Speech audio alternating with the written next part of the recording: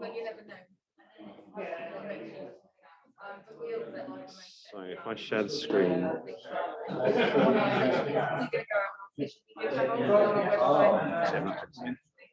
And if we put it out on social media, we'll try to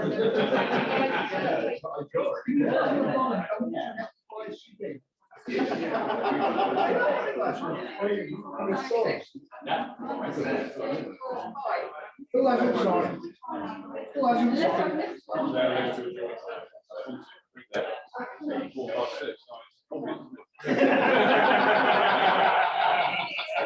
I didn't have my stuff, so I had to guess where it was.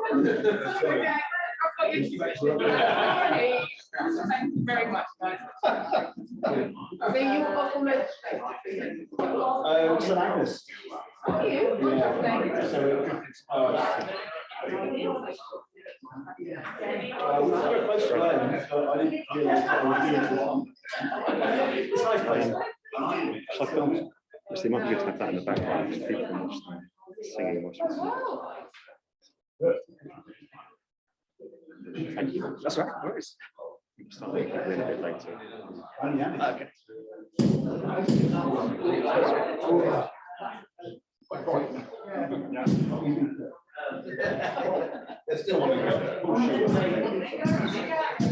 Now we're ready to go.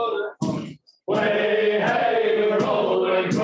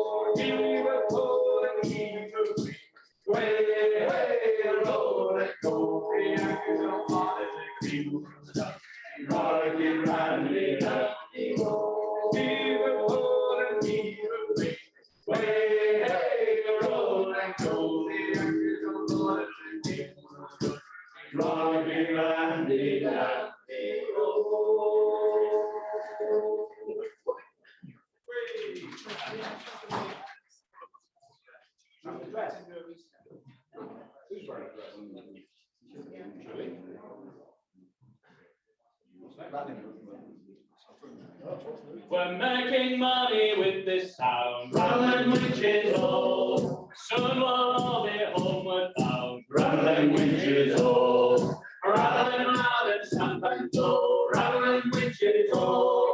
Rattling loud and stamp and go, rattling witches all. In this hole this gear must go, rattling witches all. If this does make us both be slow, rattling witches all. Rattling loud and stamp and go, rattling witches all. Rattling loud and stamp and go, rattling witches all. Tristan is our shanty man, rattling witches all. He was always on the all right hand, rattling witches all. Rattling loud and stamp and go, rattling witches all. Rattling loud and stamp and go, rattling witches all. When he was young and in his prime, rattling witches all. He'd have those pretty girls 3 at a time, rattling witches all. Rattling loud and stamp and go, rattling witches all. Rattling loud and stamp and go, rattling witches all. But now he's getting old. MAW324. Witches all. Those pretty girls all at the end of the day, rattling witches all. Rattling loud and stump and go, rattling witches all. Rattling loud and stump and go. So let me try and go in a different way. Tell you what, I'll do you MAW324. Yes, I will. Sorry, I've just come out. I think I need to go in a different way. Rattling loud and stump and go, rattling witches all. Rattling loud and stump and go, rattling witches all. Rattling loud and stump and go, rattling witches all. Rattling loud and stump and go, rattling witches all. Rattling loud and stump and go, rattling witches all. Rattling loud and stump and go, rattling witches all. Rattling loud and stump and go, rattling witches all. Rattling loud and stump and go, rattling witches all. Yeah, co-host. There we go. All good. Yeah. Okay. I get the way that people.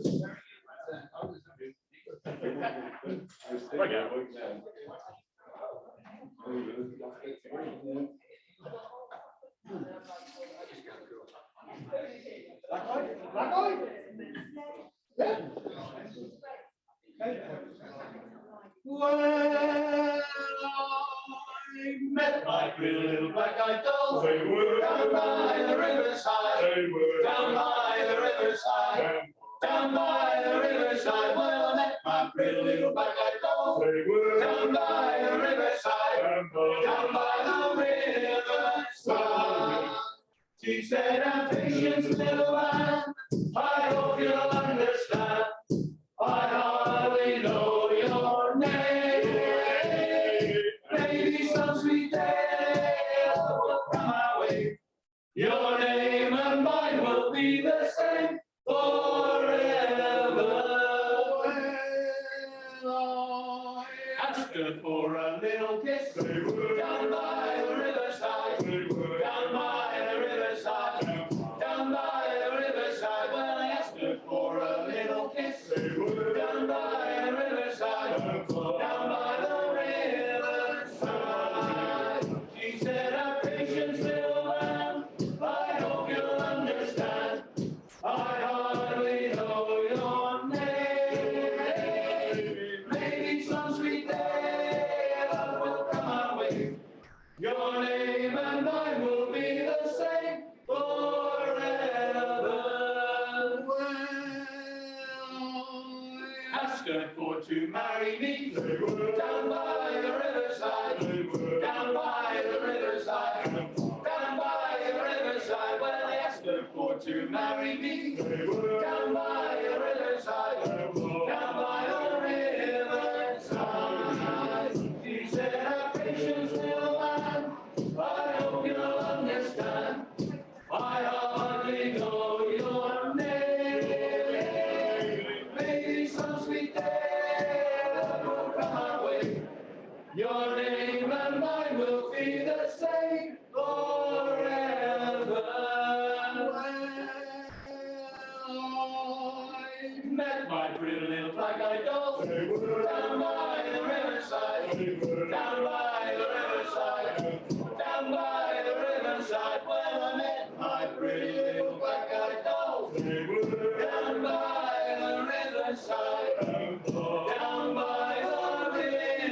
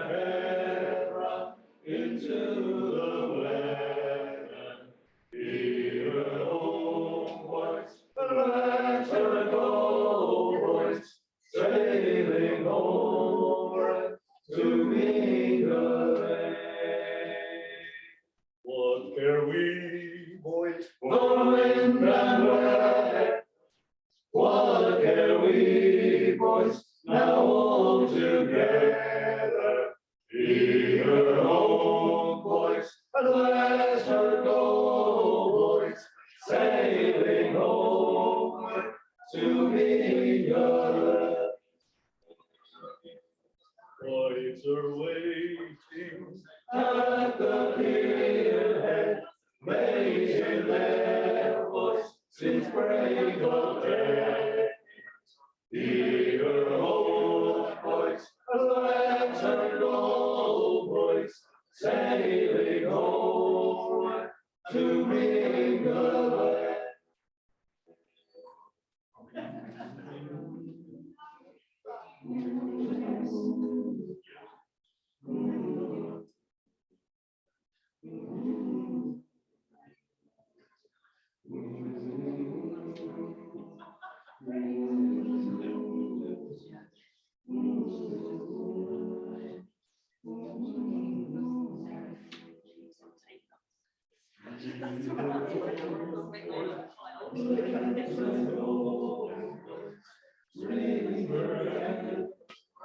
Into the weather, hear a old voice, pleasant old voice, sailing home to bring away.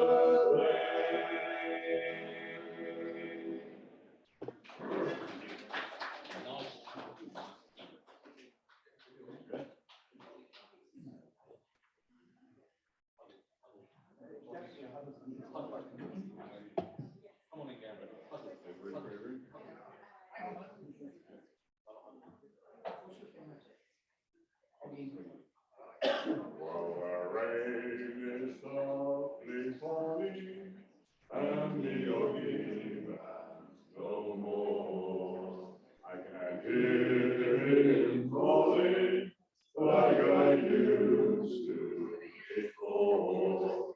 As they came through the gateway, I heard the sergeant say, "The big boys are coming, see their stands across the way." Well, the rain is softly falling, and the yogi man's no more. It was there that she told me, as she bade me goodbye, that no one will love you, not as I. My love will endure you, like a beacon in the squall, eternal as the yogi man beneath the dockyard wall. Well, the rain is softly falling, and the yogi man's no more. Yes, the rain is softly falling, and the yogi man's no more.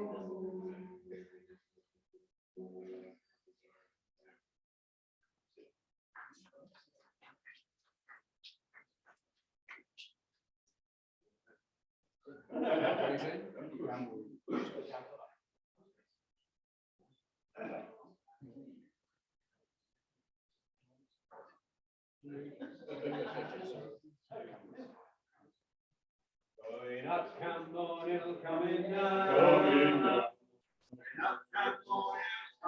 down. The horses stood still, our wheels went around, going up Camborne Hill, coming down. White skins, white stockings, she wore. Oh, she wore. White stockings, she wore. Oh, she wore. White stockings, she wore. Same as before, going up Camborne Hill, coming down. I know her old father, old mother. I know her old father, old man. I know her old man. He was in the brand, going up Camborne Hill, coming down. I had her, I had her. More than once. I had her, I had her waiting. It cost her a quid, going up Camborne Hill, coming down. and they pushed it after in, and they pulled it after out, and the smoke went up the chimney just the same. And they pushed it up for in, and they pulled it up for out, and the smoke went up the chimney just the same. And the smoke went up the chimney, and the smoke went up the chimney, and the smoke went up the chimney, and the smoke went up the chimney just the same. Dee-hi, dilly-hi-ho, dee-hi, dilly-hi-ho, dee-hi, dilly-hi-ho. Strumming on the old banjo. Someone's in the kitchen with dinah. Someone's in the kitchen, I know. Someone's in the kitchen with dinah. Strumming on the old banjo. Dee-hi, dilly-hi-ho, dee-hi, dilly-hi-ho, dee-hi, dilly-hi-ho. Strumming on the old banjo. Old time religion. Old time religion. Old time religion. And it's good enough for me. And it was good for my mother. It was good for my mother. It was good for my mother. And it's good enough for me. Old time religion. Old time religion. Old time religion. And it's good enough for me. And it was good for my mother. It was good for my mother. It was good for my mother. And it's good enough for me. Old time religion. Old time religion. Old time religion. And it's good enough for me. And it will save from the fiery furnace. It will save from the fiery furnace. It will save from the fiery furnace. And it's good enough for me. Old time religion. Old time religion. Old time religion. And it's good enough for me. And it will take you up to heaven. It will take you up to heaven. It will take you up to heaven. And it's good enough for me. Old time religion. Old time religion. Old time religion. And it's good enough for me. And it was good for me. It was good for me. It was good for me. And it's good enough for me. Won't you give me that old time religion? Old time religion. Old time religion. And it's good enough for me.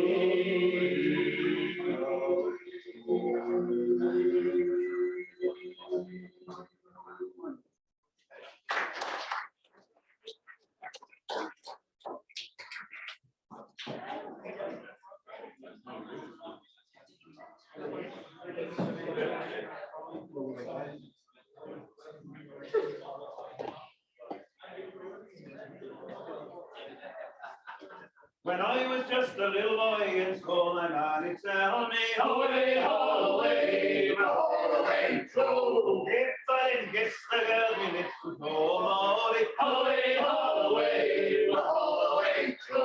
Away, away, away, together. Away, away, away, go. Away, away, away, together. Away, away, away, go. Just sit in the galley, I think we got the candy. Away, away, away, go. Captain in the galley, and I think you wine and brandy. Away, away, away, go. Away, away, away, together. Away, away, away, go. Away, away, away, that's the weather. Away, away, away, go. First I she was bad and lazy. Away, away, away, go. Then I had an Irish painter down.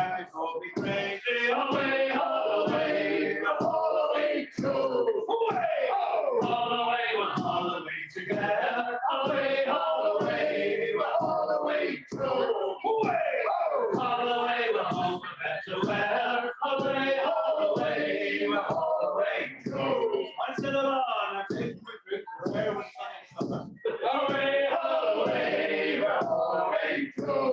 Well, once I got a ring on her finger, she turned into her mother, away, all the way, we're all the way through. Away, all the way, we're all the way together, away, all the way, we're all the way through. Away, all the way, we're home for better weather, away, all the way, we're all the way through. I sent the Lord a packet chip, the coffee from ringing, away, all the way, we're all the way through. And now I'm with the sun so happy singing, away, all the way, we're all the way through.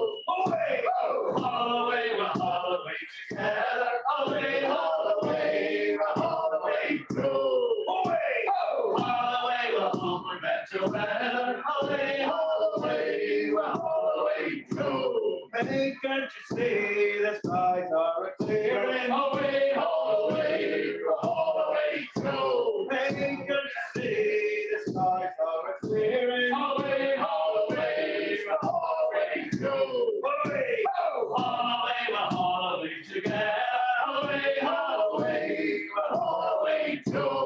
Away, all the way, we're home for better weather, away, all the way, we're all the way through. It really was sticking up France before the revolution, away, all the way, we're all the way shot. But then they got his head off with all his constitution, away, all the way, we're all the way shot. Away, all the way, we're all the way together, away, all the way, we're all the way through. Away, all the way, we're home for better weather, away, all the way, we're all the way through.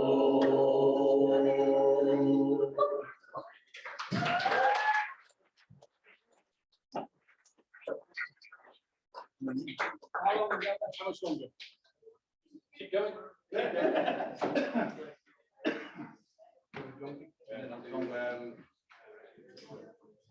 Was you ever in Quebec, a lodging timber on the deck, where you break your bleeding neck, riding on a donkey? Way, hey, and away we'll go, donkey riding, hey, hey, and away we'll go, riding on a donkey. Oh, was you ever in Frisco Bay, screwing cotton all the day, color in the day is a white man's pay, riding on a donkey, way, hey, and away we'll go, donkey riding, way, hey, and away we'll go, riding on a donkey. Oh, was you ever at a ball where your backside's never worn, and you wish to God you'd never been born, riding on a donkey, way, hey, and away we'll go, donkey riding, way, hey, and away we'll go,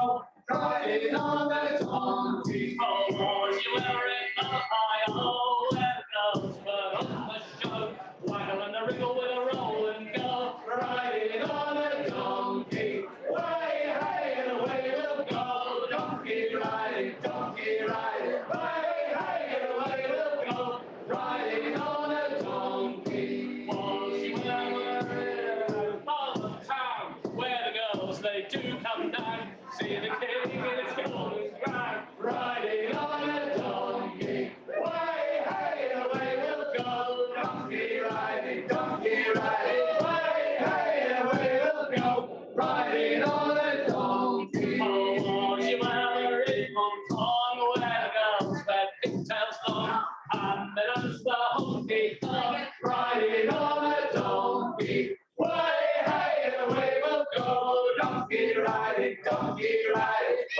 hey, and away we'll go, riding on a donkey, way, hey, and away we'll go, donkey riding, way, hey, and away we'll go, riding on a donkey.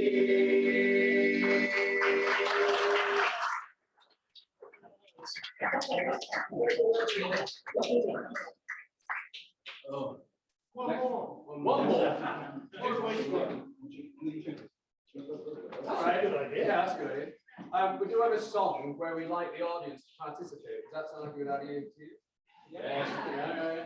All right, well, this next song then is called Chicken on a Raft. Raft. And that's what we'd like you to sing. Chicken on a raft. And the way we normally do it is we split the audience in half. Not with an axe, obviously, we just ask you to just choose a side.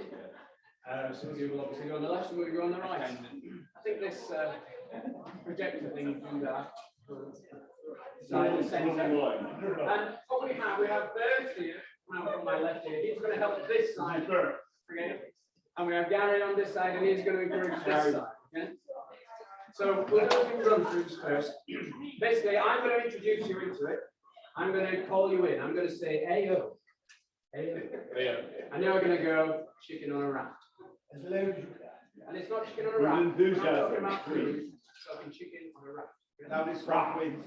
There's a prize, isn't there, Gary? Oh, definitely. There's a prize. Gary will tell you what the prize is. Yeah. Okay, so I hope you're all feeling enthused and energetic and ready to sing with your best.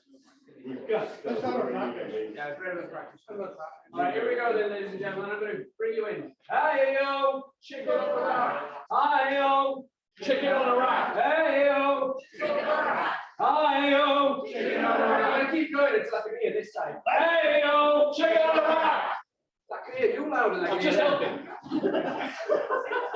Shout. Hey-yo, chicken on a raft. Hi-yo, chicken on a raft. We'll go with that. Don't be afraid. As long as we can, guys. Down on out. Obviously, there's some other singing words that we go along with.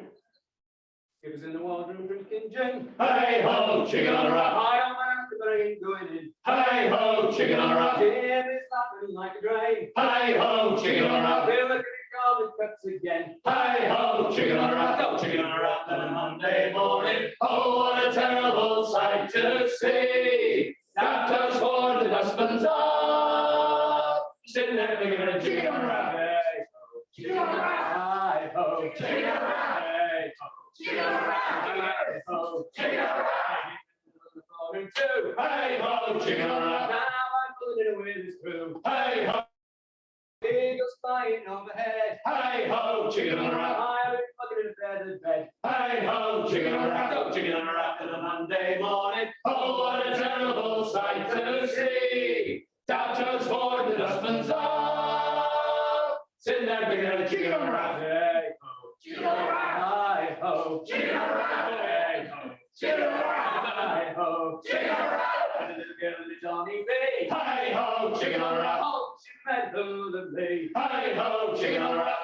It's like a position. Hey ho, chicken on a raft. We're not too cold in the quarter now. Hey ho, chicken on a raft. Oh, chicken on a raft on a Monday morning. Oh, what a terrible sight to see. Doctors for the husbands up. Sit there bigger than chicken on a raft. Hey ho, chicken on a raft. Hi ho, chicken on a raft. Hey ho, chicken on a raft. Hi ho, chicken on a raft.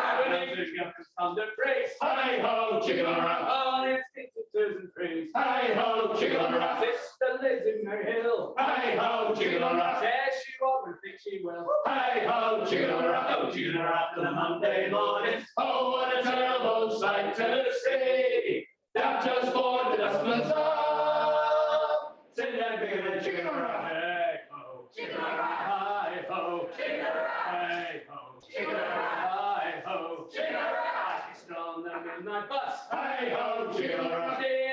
Did fuss. Hi ho, chicken on a raft. Mine and matching the best. Hi ho, chicken on a raft. Oh, I'm just a cooker in another man's nest. Hi ho, chicken on a raft. Oh, chicken on a raft on a Monday morning. Oh, what a terrible sight to see. Doctors for the dustman's up. Chicken on a raft. Thank you very much.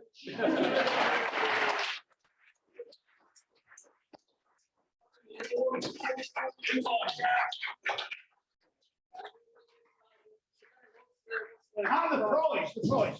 Well, down in Palace, the spot order's broken. They want all your lot to go down and show the celebrities you can. Very important job. 24 hours a day, 7 days a week. I know, more serious things are taken on now. Thanks a lot. Thanks again.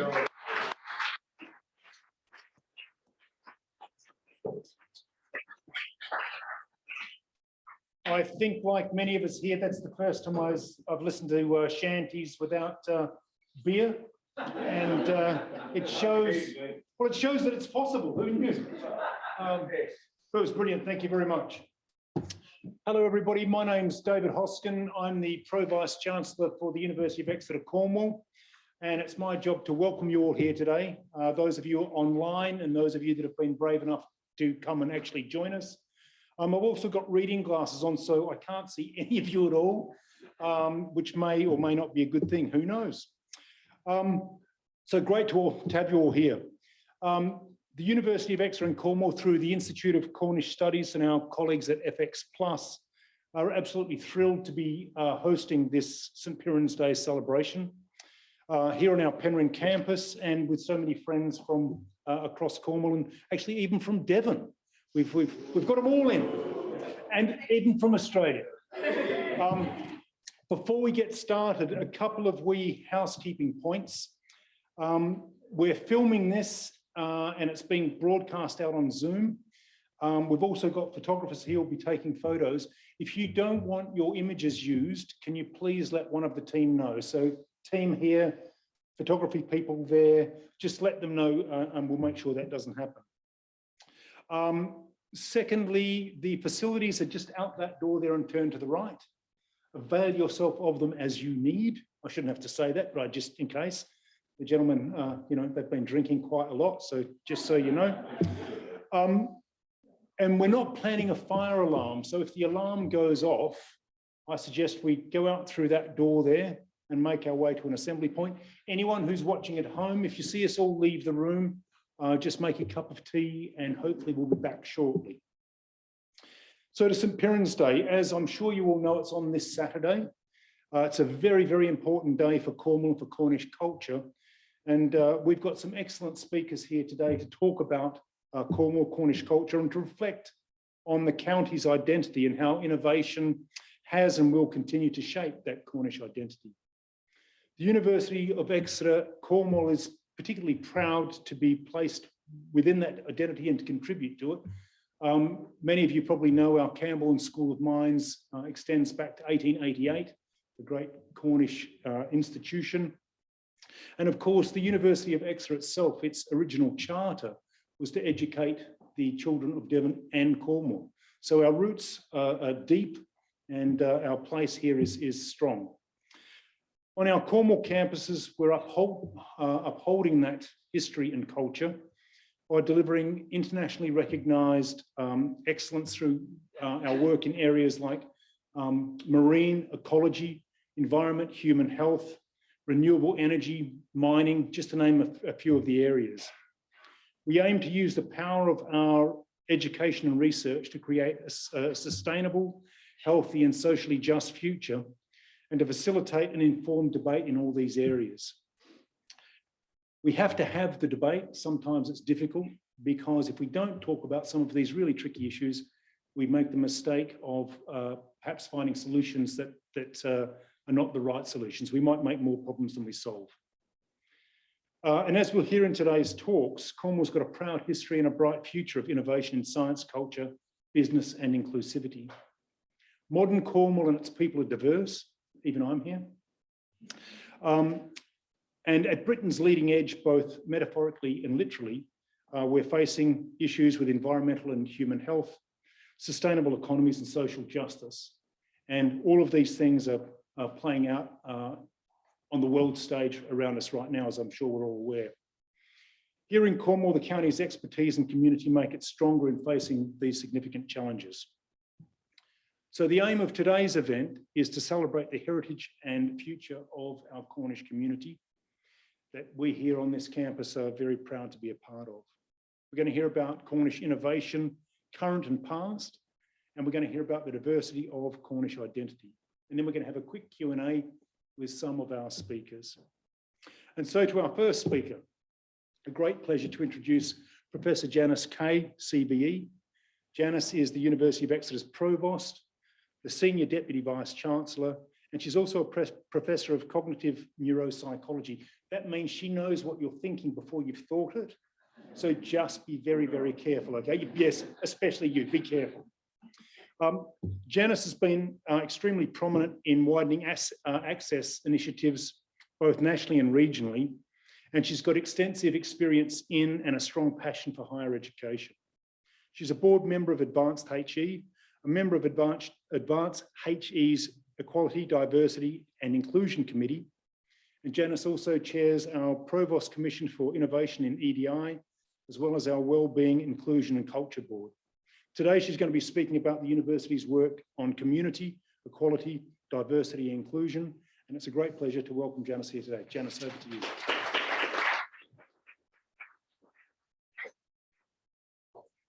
Thanks, Dave. In my long time as a member of the University of Exeter, I have two rules. One is not to follow sea shanty singers, and the other is not to follow Dave Hoskin, and I've broken both today. So I'm really pleased, Dave, that you mentioned Camborne School of Mines, because there is obviously a direct link between Camborne School of Mines and St Piran's in terms of this real expertise around tin mining and the emblematic view of the importance of tin and other metals to Cornwall. I really would want to extend my thanks to all of you for joining this evening. And it is lovely to see so many people here to celebrate St Piran's Day just a few days early and to celebrate this beautiful county. So I drove to the campus from the Roseland through fields of daffodils. It was absolutely glorious. I also wanted to say a little bit about the links to the university's work on inclusion and community, and how through this work we're continuing Cornwall's strong heritage of innovation. So we know that it has a rich heritage in that space. And it also has a rich heritage of promoting social justice. This is clearly demonstrated throughout historic and contemporary struggles for Cornish national minority recognition and the unifying on and hag all, or one and all. And that ethos has driven social, cultural and policy change, which has had a lasting impact both within and beyond Cornwall's borders. The landmark 1996 European Court of Justice case, which secured trans rights in the workplace for the first time, was fought in Cornwall. In the same year, it was the Cornish community that rallied together to prevent the deportation of a local resident, establishing a race equality precedent under circumstances that are all too familiar now, following the Windrush scandal. More recently, the grassroots struggles of the Cornish LGBTQ+ community were brought to light at Crees and Kernow last month, demonstrating that these stories and many others are central to the legacy of Cornwall's diverse and inclusive heritage. We at the university are immensely proud to be located in this special place with our campuses in Penryn and in Truro. And we know that our work to create a fair, socially just and inclusive society cannot succeed without local community collaboration. And we're delighted this evening to be joined by Cornwall Pride and Black Voices Cornwall to explore intersectional Cornish identities. We know that as a university, we have got still more work to do to play our part in continuing Cornwall's legacy and realising our ambitions to be an inclusive, compassionate and anti-racist university. We're working on ensuring our policies and processes enable members of our community to identify themselves as Cornish. We've been encouraged on this journey by the recent success of partnership working initiatives, particularly in the areas of well-being and gender safety. And we also hope that many of you here will be able to join us virtually for our next Cornwall Anti-Racism Forum event on the 24th of March to discuss our race equality charter work. Tonight, as Dave has said, we're honoured to be joined by a series of eminent speakers, and our first speaker is certainly no exception. Will Coleman is the artistic director of Golden Tree Productions. His work, masterminding cultural, educational, and environmental projects that celebrate Cornish distinctiveness and diversity, include the Man Engine, Kerdroya and Go Cornish. So we're in for a real treat this evening. And so without further ado, Will, it's over to you.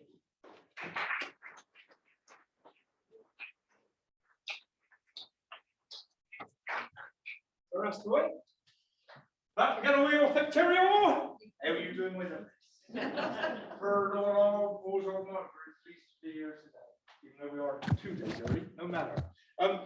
15 minutes they give me, lovelies. 15 minutes to do 4,000 years of innovation and identity. Where's me zapper? No, I don't need the mic, my Anson. I need the. Oh, that's the one. Right. Can I have a couple of extra seconds on me 15 minutes? Will I? Mark, you sorted me out earlier.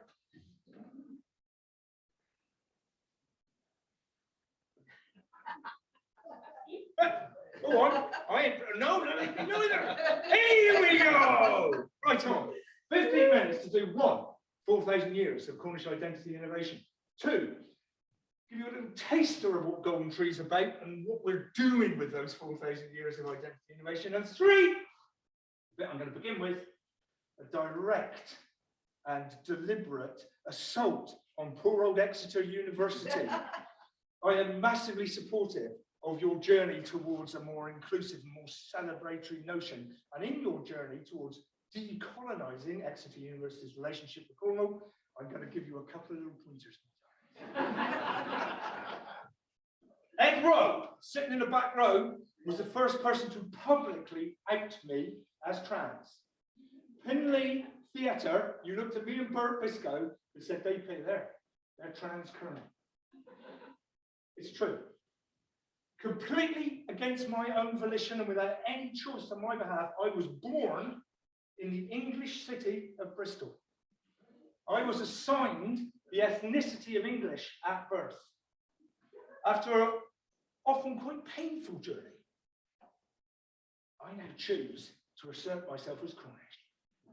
There are some people who don't think I'm allowed to do that.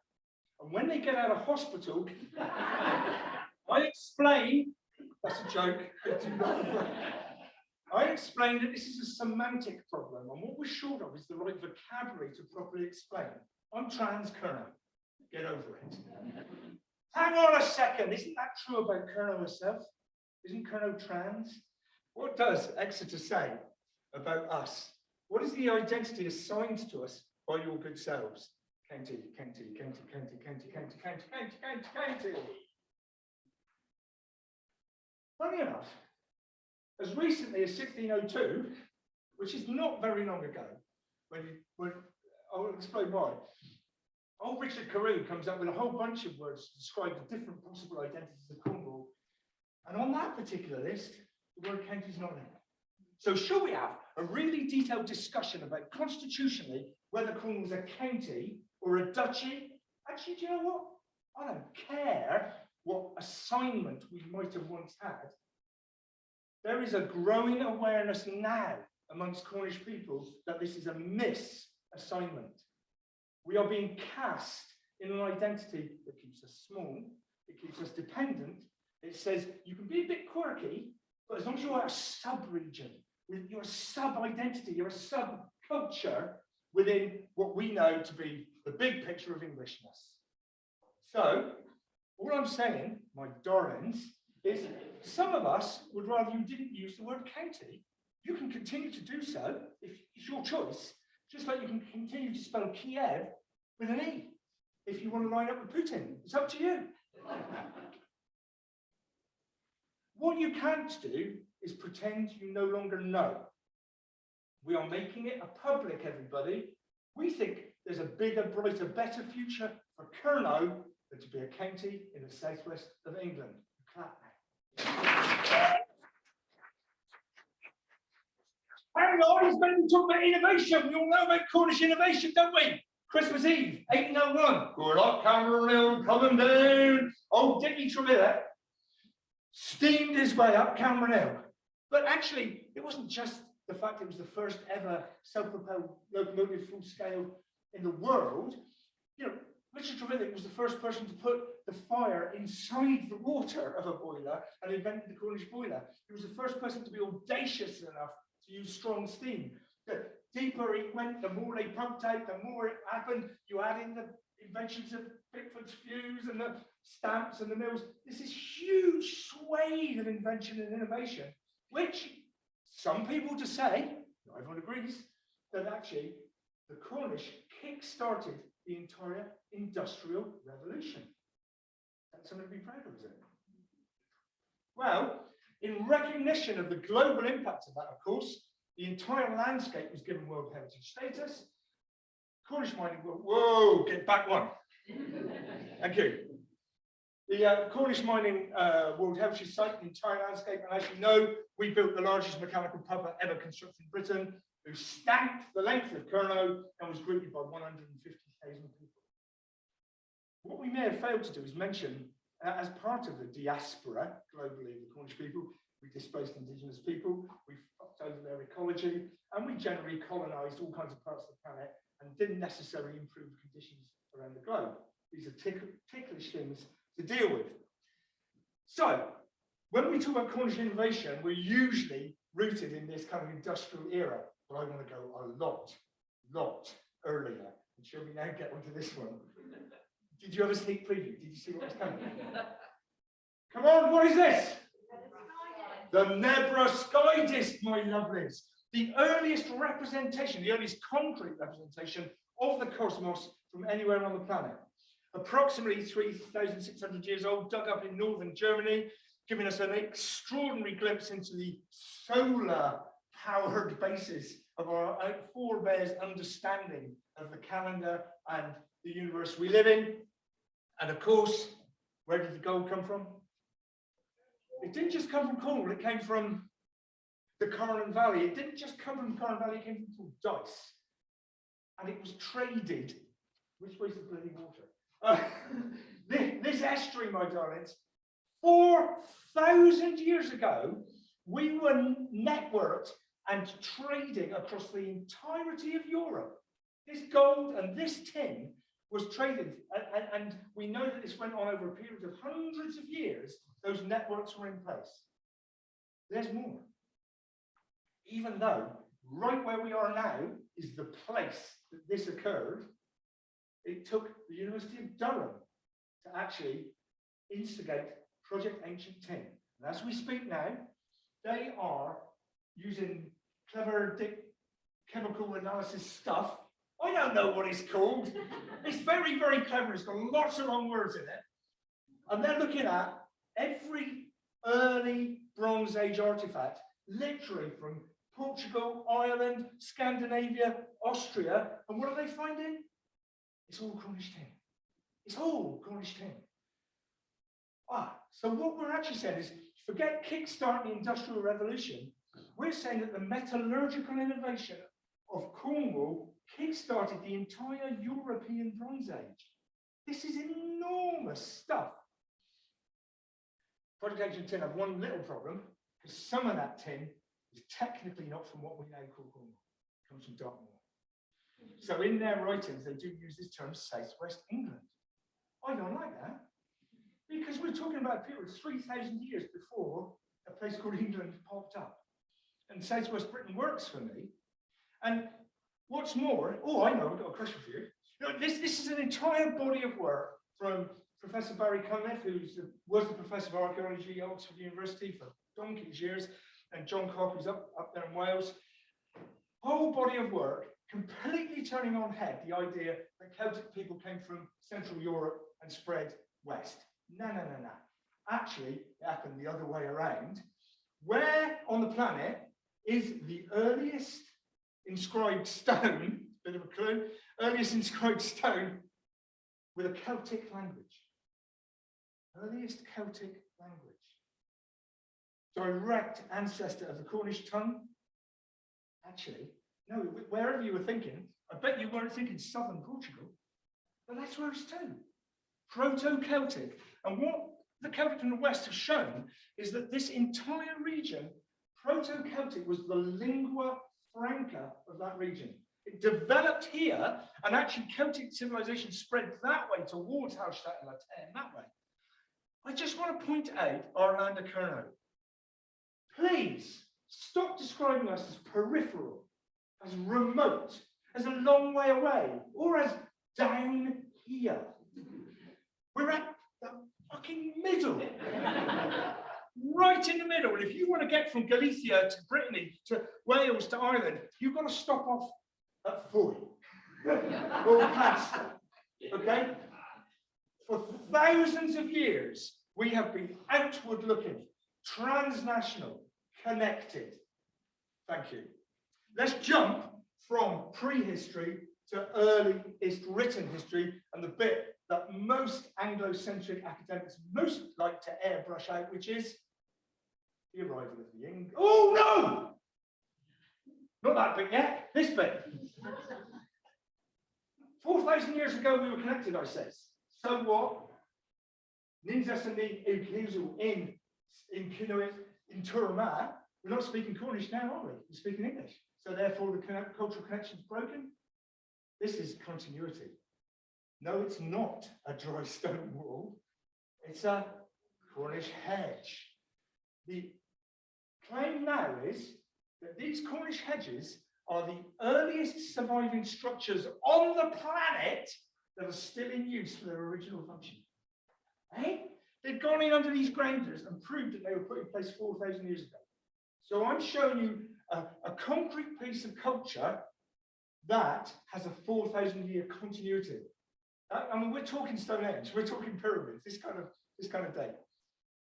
But more importantly for me, I was taught how to make a Cornish hedge by person X, who was taught how to make it by person X. This lore, L-O-R-E, was only written down in the last 30 years. We're talking about 4,000 years of cultural transmission of the physics and the skill of how to build a Cornish hedge. 600 plus flowering plants are supported by the Cornish hedges. 31,000 miles still in existence across Cornwall.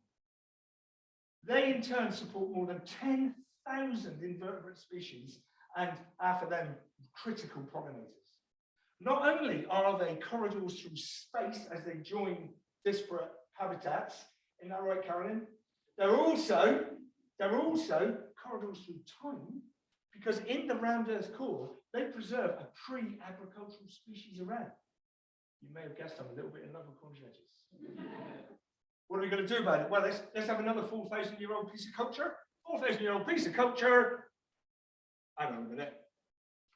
This is the Rocky Valley Labyrinth up near Tintagel.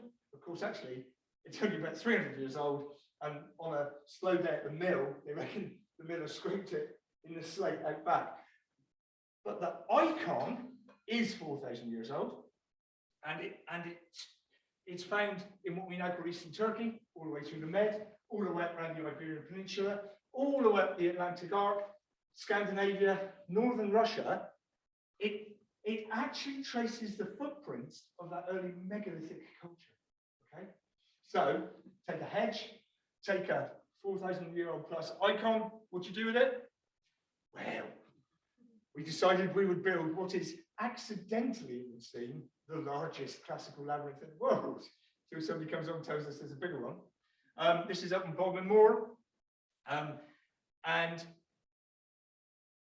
in a few weeks' time, we'll find out if we've got the dosh to actually finish. I want to point out one little misconception people have. I just want to make it clear this is a temporary structure. It's only expected to last for 4,000 years. So now we're going to jump forward from prehistory. And I said, this is the bit of history that most of Anglo-centric academia most likes to airbrush out. Whoa, go back. Thank you. So, the arrival of the English, and here we have what is often portrayed as a nice, gentle, westerly migration, is the word often used, because that's what you do when you settle in uninhabited territory, like white people in Australia, or Israelis in the Palestinian Gaza Strip. We settle, don't we?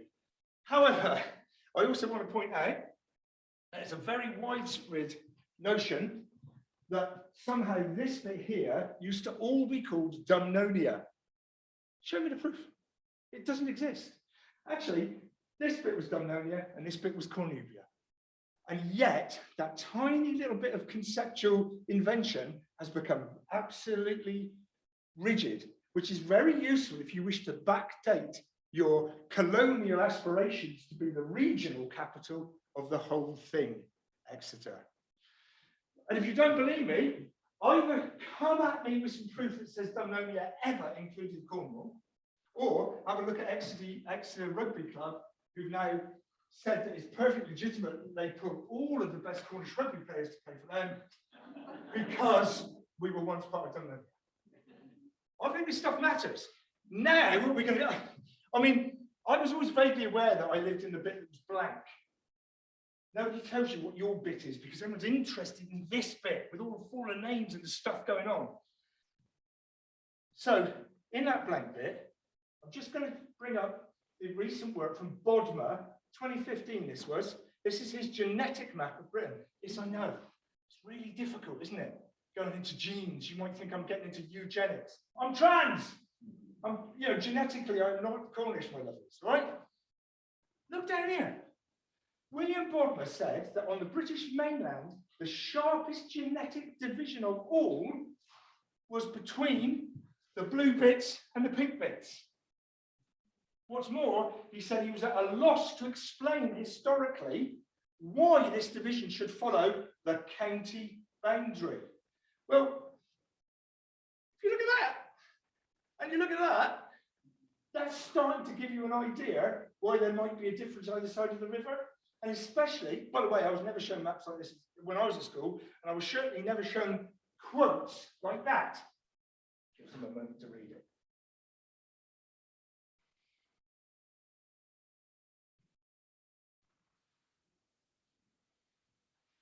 All I'm asking for is a greater level of awareness of some of this historical stuff when we're talking about the present. I don't want to drag us back into some divisive history, but we need to tell the truth before we move forwards. Let's jump to the end of this medieval period, the very end of that, as we were emerging into the early moderns. Here's another map, and this is a map commissioned in England, done by an Englishman, at the behest of the English crown. But even at this point, there are still some features I've just mentioned. I mean, as late as 1611, we're post-Reformation here. At least he names that bit of water correctly. When on earth did the English Channel creep this side of Plymouth? It was always the British Sea.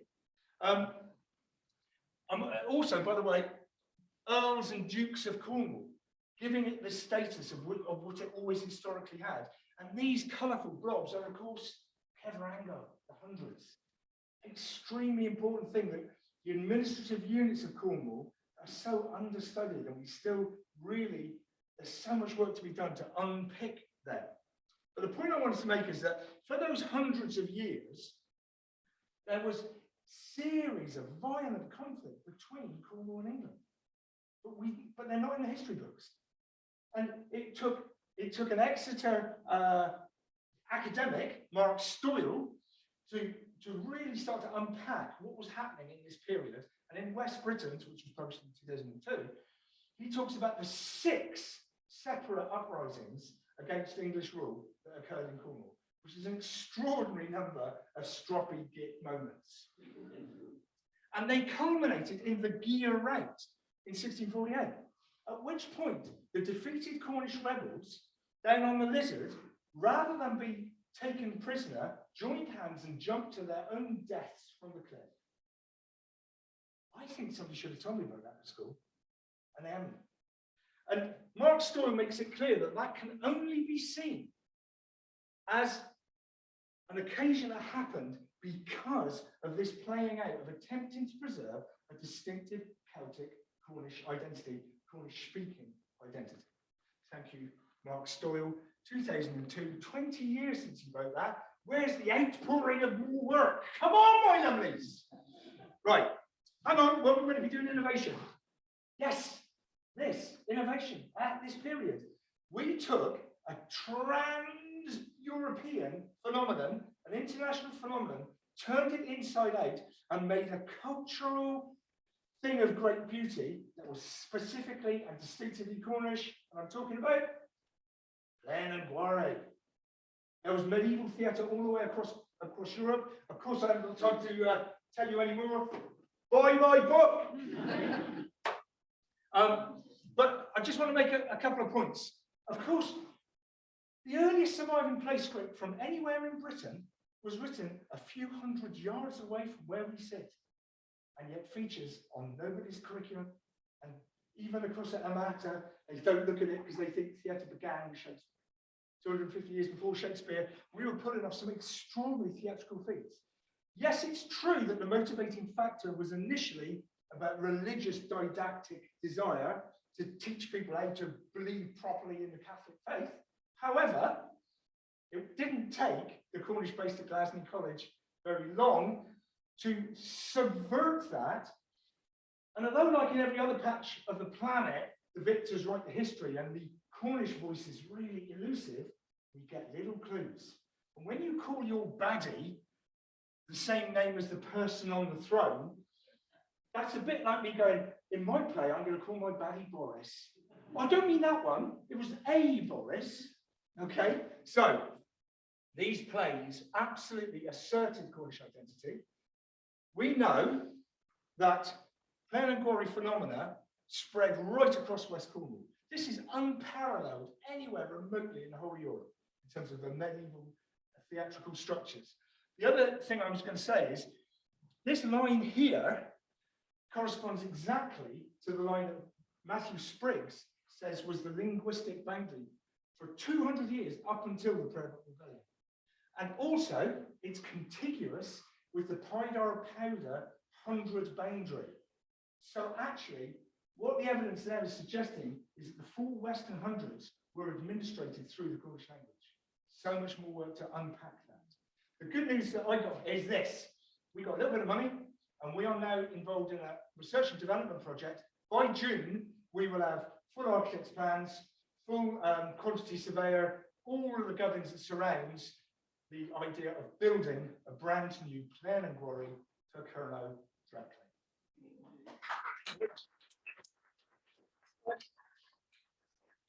On the subject of the Cornish language, I wish I had proper time to tell you about what we're up to in terms of our Go Cornish programme. I suggest you nail Mark Trevethan at the back and over a cup of tea, ask him about it. But I'm just going to flag up that what we've got, and we have a sign up right now, primary schools across Cornwall, 32 have signed up for the scheme.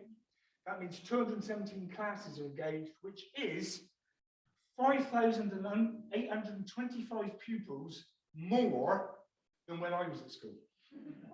Okay, so I'm pretty proud of what we're achieving through the Go Cornish programme, and I'd love to explain more if we get the opportunity.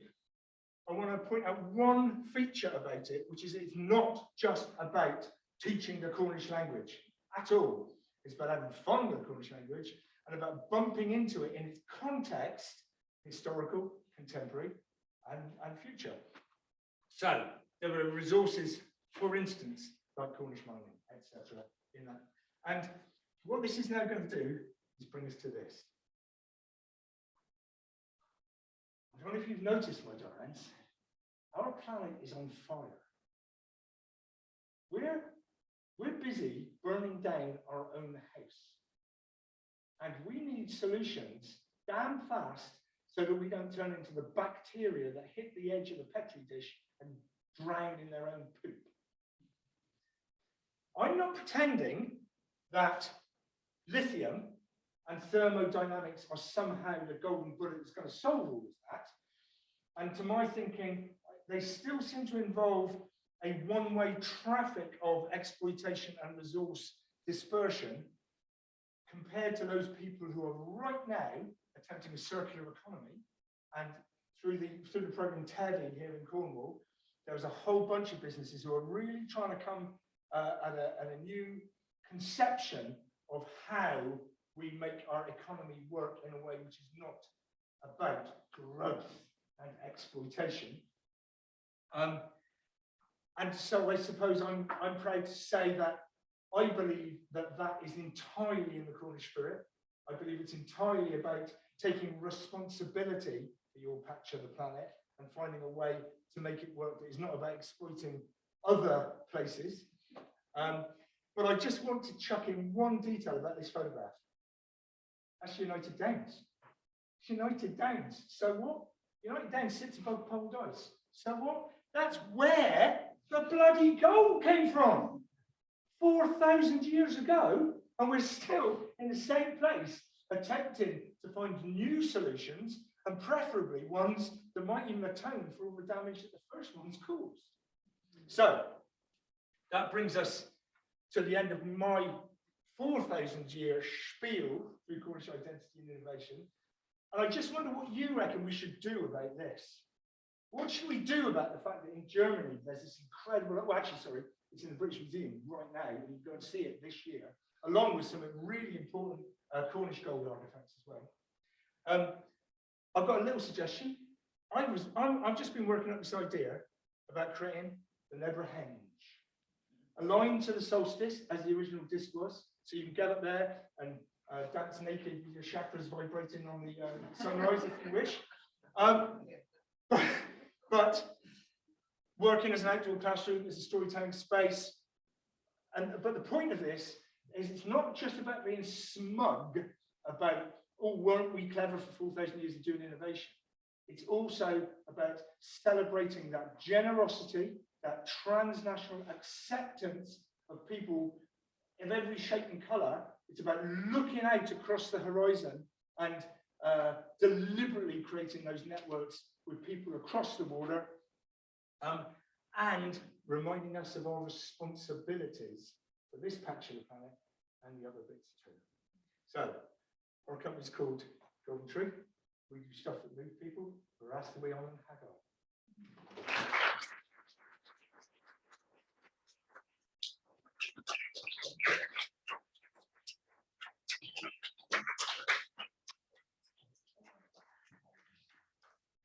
Thanks a lot, Will, and you'll be pleased to know you've made me terrified about which bear trap I'll walk into next. I know I've got one coming up, but I've got an answer for it. Our next speaker is Ed Rowe. You'll all probably know Ed as the Kernow King. He's an actor, writer, comedian, and activist. He starred in the BAFTA-winning Cornish drama Bait, wrote and starred in the play Hereth about a Cornish miner, and I understand this Sunday he'll be hosting the World Pasty Championships. Pasty. Let me just roll back so I don't get stoned, okay? The Hoskin family immigrated from Gullville to Australia. These are my forebears, Gullville to Australia in the 1800s. The word pasty has been passed down from father to son since then. I'm saying it right. Ed is now going to talk to us about exploring Cornish identity and performance, and I'm going to sit down before anyone throws anything. Ed.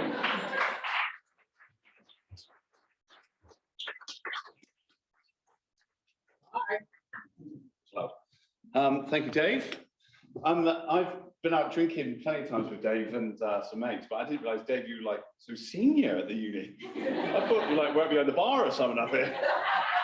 So fair play. Good stuff. Excellent. Thanks so much for having me along today. I haven't got a presentation or anything like that. I don't really know what to say, but I'm just going to start talking and see what happens, and hopefully it'll be all right. So, yeah, my name's Edward. I'm from a little village in Mid-Cornwall called Roche, and some of you might have heard of it. You might have been there. It usually gets a woo. But I think I was perfectly placed to be Kernow King coming from Roche, because it means I can take a piss out of anywhere else. And I always got a kind of casual Cornish racism, where at gigs I always like to encourage people to tell me where they're from, and you always get churro, ooh, roach, ooh. So yeah, I always feel well placed to be able to talk about other places. When I was asked to explore Cornish identity in my work, I gave that some serious thought and did bits of research about my work and realized that I never explore it, I just be it. It's as simple as that for me. I just write about what you know. It's what you got to do. And I don't know much about anything else, but I do feel like I know Cornwall. I know our dialect, our accents, the people, the places, and eventually language as well. But as a Roach boy, I always feel quite responsible for being Cornish. And as I said to Will a long time ago, I don't give a shit where anyone's from. Like if you identify as being Cornish, then that is fantastic. I really think that's important to tell that to people. We've got to be welcoming to people, as Will pointed out. When I think about Cornwall, I think about this. We're down here and we look out to the rest of the world, and I feel like too long we've been kind of looking inward or downward. And I think it's really important that we keep looking out.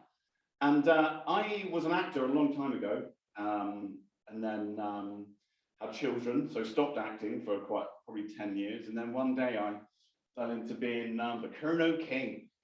I don't even know how the name Kernow King came about, but there was a competition to win a trip to Los Angeles in like 2008 or so. And you might remember it had loads of Hollywood stars in, and it started with, people think life in California is all fun and games. And it cuts to Jack Nicholson. It's actually a really serious business. And then it cuts to Arnie, and we got lots of board meetings. And at the end of that advert, it said, for your chance to win a trip to LA, upload your video. And I was sat in the job that I hated in Truro, and I just parodied the video. All I did was, people think life in Cornwall is all fun and games. Cut to me somewhere else, but it's actually a really serious business. Cut to somewhere else.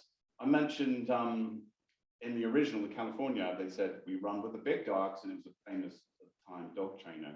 And all I said was, and we like a bit of dogging. And, incredibly, that's the only time I've ever said dogging in performance, and it has followed me everywhere. But in fairness, I did put it on stickers, dogging or no. And I even saw a picture of Jude Law holding a dogging or no sticker once. So yeah, that was how Kernow King started, and I won that trip. I came back from that trip, and someone emailed me from Helston, a lovely lady called Belinda, and she said to me, "Do you fancy doing a gig?" And I was like, "What?" I actually said to her, "What do you mean a gig?" And she said, "A stand-up gig." And I'd never been to see stand-up comedy, even just see it on TV or online. And I said no straight away. I was like, "You must be kidding." And then I said to my mum about it, and she said, "Well, basically, fuck it, give it a go, Edward." And so I did. She didn't say the F word. So I gave it a go, and it went surprisingly well. And within a year, I'd made more videos, and I'd given up my full-time day job to be the Kernow King, which at the time, looking back, it still just blows my mind. And it was January 2011 when I went full-time as the Kernow King. And I made lots of videos, and they did date. I didn't love them, and by the time I deleted them, they had over 1 million views. And what I quite quickly realized was that I celebrated being Cornish. And I never took the piss out of Cornwall, but I always celebrated being Cornish. And I think there was a real appetite for it at that point. There was a real desire to celebrate one's Cornishness. It was as simple as that. And I just had always had, even as a child, I always had my ears open. I always marveled at my granddad. When he spoke, he could, when he met my girlfriend when I was in my 20s, he was like, "Oh, yeah, I'll go there." And I was translating. And I was like, this is actually wonderful. And it was only when I became Kernow King that I started to realize how fortunate I was to be born in Cornwall.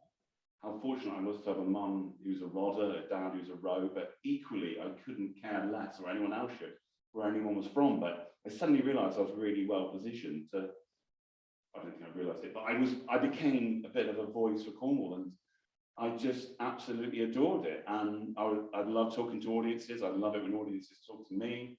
I love all our little Cornish traits, which obviously is paramount to identity. I remember my granddad's and I'm sure it's the same for granddads everywhere, but you know, I only had 2 granddads, well, I had 3 actually, but my great granddad. But whenever I saw them, if I saw them out and about, they'd be walking around like this, heads down, always looking for bits of shit on the floor. There could be the red arrow screaming overhead, and they'd be, yo, what's just here? Tuppence. And you know, things like that I started to pick out and then shuffled it into my stand-up. I realized that Cornish men with high-pitched Cornish voices were just one of the most beautiful things ever. And you know, I started, I'm glad to show up there like that, and it's just magic. And what's important is that I don't, as Ed, I haven't got a particularly strong Cornish accent. My children definitely don't have, but you know, people can, you know, hear these things and remember them, and there might be one guy in the village who's like 5 foot tall or 8 foot tall, and they're up there like that. And it was absolutely magic, just that genuine celebration of Cornishness. But during one show, Splan, I realized it's more fun to talk about the shit things in Cornwall. And it was even more fun to ask the audience what they thought was shit about Cornwall. And then that led to a new show. And I literally asked the audience to write down the things that piss them off about Cornwall. And it was things like this: pasty juice burning me bloody chin. Trago's got deer. I don't know if that's deer as in expensive or deer as in deer. Some joker wrote Cornish dialect. And exactly. And but there was, you know, there's nothing more joyful than a show than sharing dialect with people. And again, you just notice these things. If you'd injured yourself or were drunk and you fall over and been sick or whatever, the first thing that another person says to you is, cool, you've been lying there with a broken leg or broken arm, nosebleed, the first thing someone says to you is, all right. And the thing you say back is, yeah, you. And I realized that, and then I was kind of saying it out loud, and the full Cornish conversation was, right, yeah, you, yeah, what's on, much or no, no, not really, you, no, cheers then. And it was just genuinely joyful. The other one that popped up, that I framed my whole show around this, and I thought about doing it, and I didn't bring the book, sadly. I wish I did now, but it would be no. You know, we can't really ask a question in Cornwall without saying no at the end, like fancy a pint or no. You're going to go see Will Coleman or no, you know, and I'll do that right at the start, and then at the end of the show, there's nothing an audience likes more than taking something that isn't Cornish and making it Cornish, which is pretty naive. It's, you know, it's not genius at all, but it's good fun. And I would do it with 50 Shades of Grey, where I'd read it normally, then I'd introduce the Cornishness and read it high pitch. And the last thing that the lover says to Anna in 50 Shades of Grey is, safe word or no? It was, yeah, just magic, absolute magic. Other things that piss people off about Cornwall: relatives bloody everywhere. The top 2 always emmets and tractors. There's loads of them. This one was my favorite. I'll finish on this one. This bit. Things that piss people off about Cornwall: people who think their cars get thinner when they stop, which I love. So, so really, my Cornishness is, or being, that was what I was saying. So my greatest compliment was being called. I had to do a Q&A at a children's school, or a school with children in St Stephen's, and the children had to write our names on the thingy-majigs and what our jobs was, or I hadn't done it. And one child at St Stephen Brown who wrote, Edward Rowe, professional Cornishman. And I thought that was absolutely amazing. And another time, a young lad at the end of the Kernow King sort of glory days, he came up to me once, and what's weird is, like 10 years ago, so these lads were like 14, 15, and they would say to me, oh, Kernow King, you make me proud to be Cornish, which I thought was magic. And now, you know, I bump into them and they're 25, and they're like, oh, we used to love you when we were at school, which I find quite hard to deal with, because it's only like 10 years. So, and then, yeah, basically being a Cornishman led to me being cast in Falmouth, your university's very Mark Jenkins Bait, which was amazing. Just to have that opportunity, really. We had no idea we were making such a great film or anything like that. And it was really incredible being sat at the BAFTAs, and all the stuff that went on around Bait. And for me, I've had an amazing journey since then. When Bait came out, I got a really good agent. I nearly always only ever play Cornishman, which is interesting. I play a slightly subtler Cornishman in The Witcher on Netflix, and then I've just done Game of Thrones, the new series with Paddy Considine and Rhys Ifans, and I'm a Cornishman in that. I just did a video game called Elden Ring, which is pretty massive, and I'm 2 types of Cornishman in that.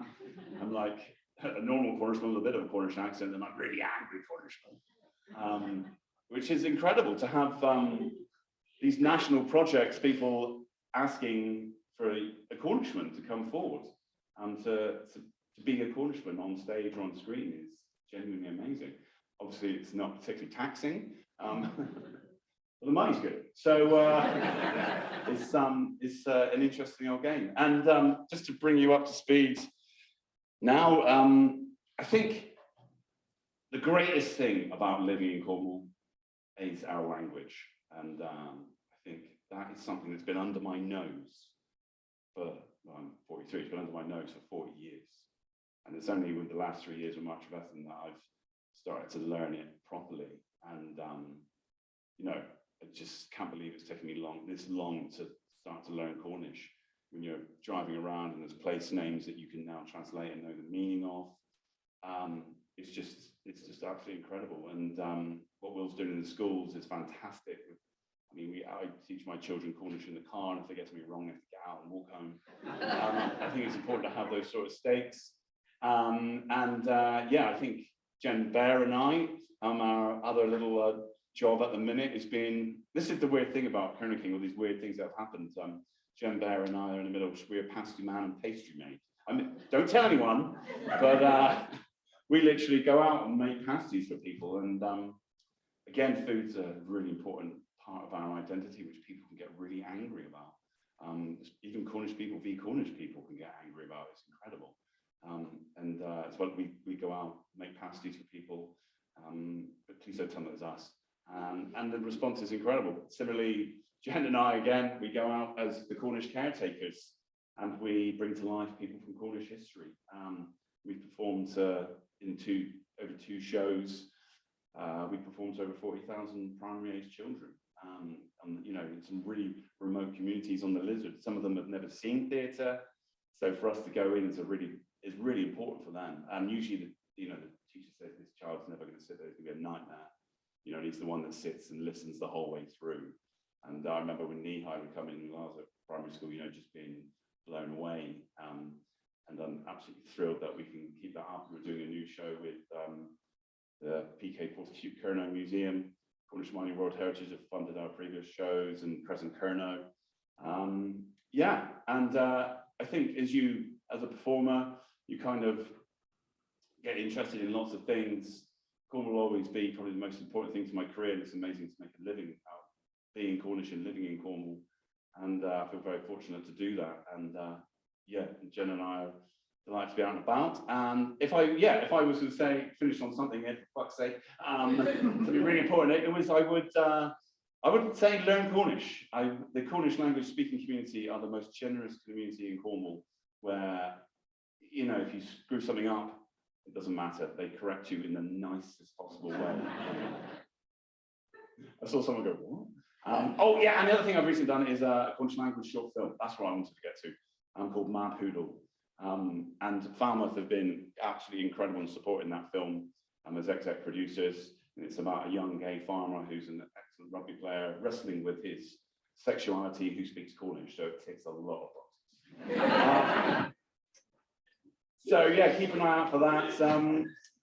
Braz.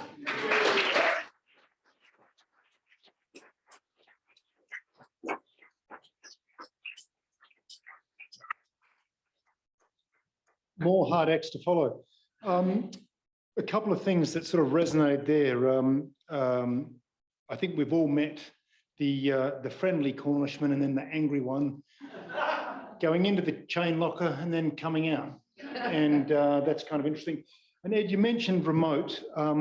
Don't say remote. I come from the middle of Western Australia. You don't know what remote is. Our next speakers are Marcus Alleyne and Matthew Kenworthy Gomes. As well as being an award-winning musician and one of the UK's most charismatic conductors, if you don't mind me saying so, Marcus is also the CEO of Black Voices Cornwall, an organisation doing incredible work in the county to empower Black and ethnically diverse communities, to provide voice and bring about change. Their vision is to enable Cornwall to become actively anti-racist, and I think that's something we would all support. Matthew is CEO of Cornwall Pride, another organisation making a real difference within our community. Cornwall Pride works tirelessly with the LGBTQ+ groups throughout the Duchy to hold regular events that are accessible to all, promote acceptance and tolerance, while facilitating safe spaces for people to come together with us as a community. And Marcus and Matthew are going to talk about their experience of intersectional Cornish identities, and they're going to give a joint talk. Thank you very much.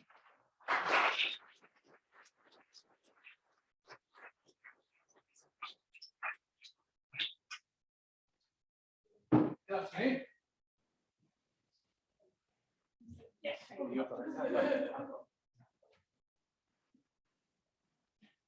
We definitely should have started today. That's for sure. Wow. Yeah, trying to come across.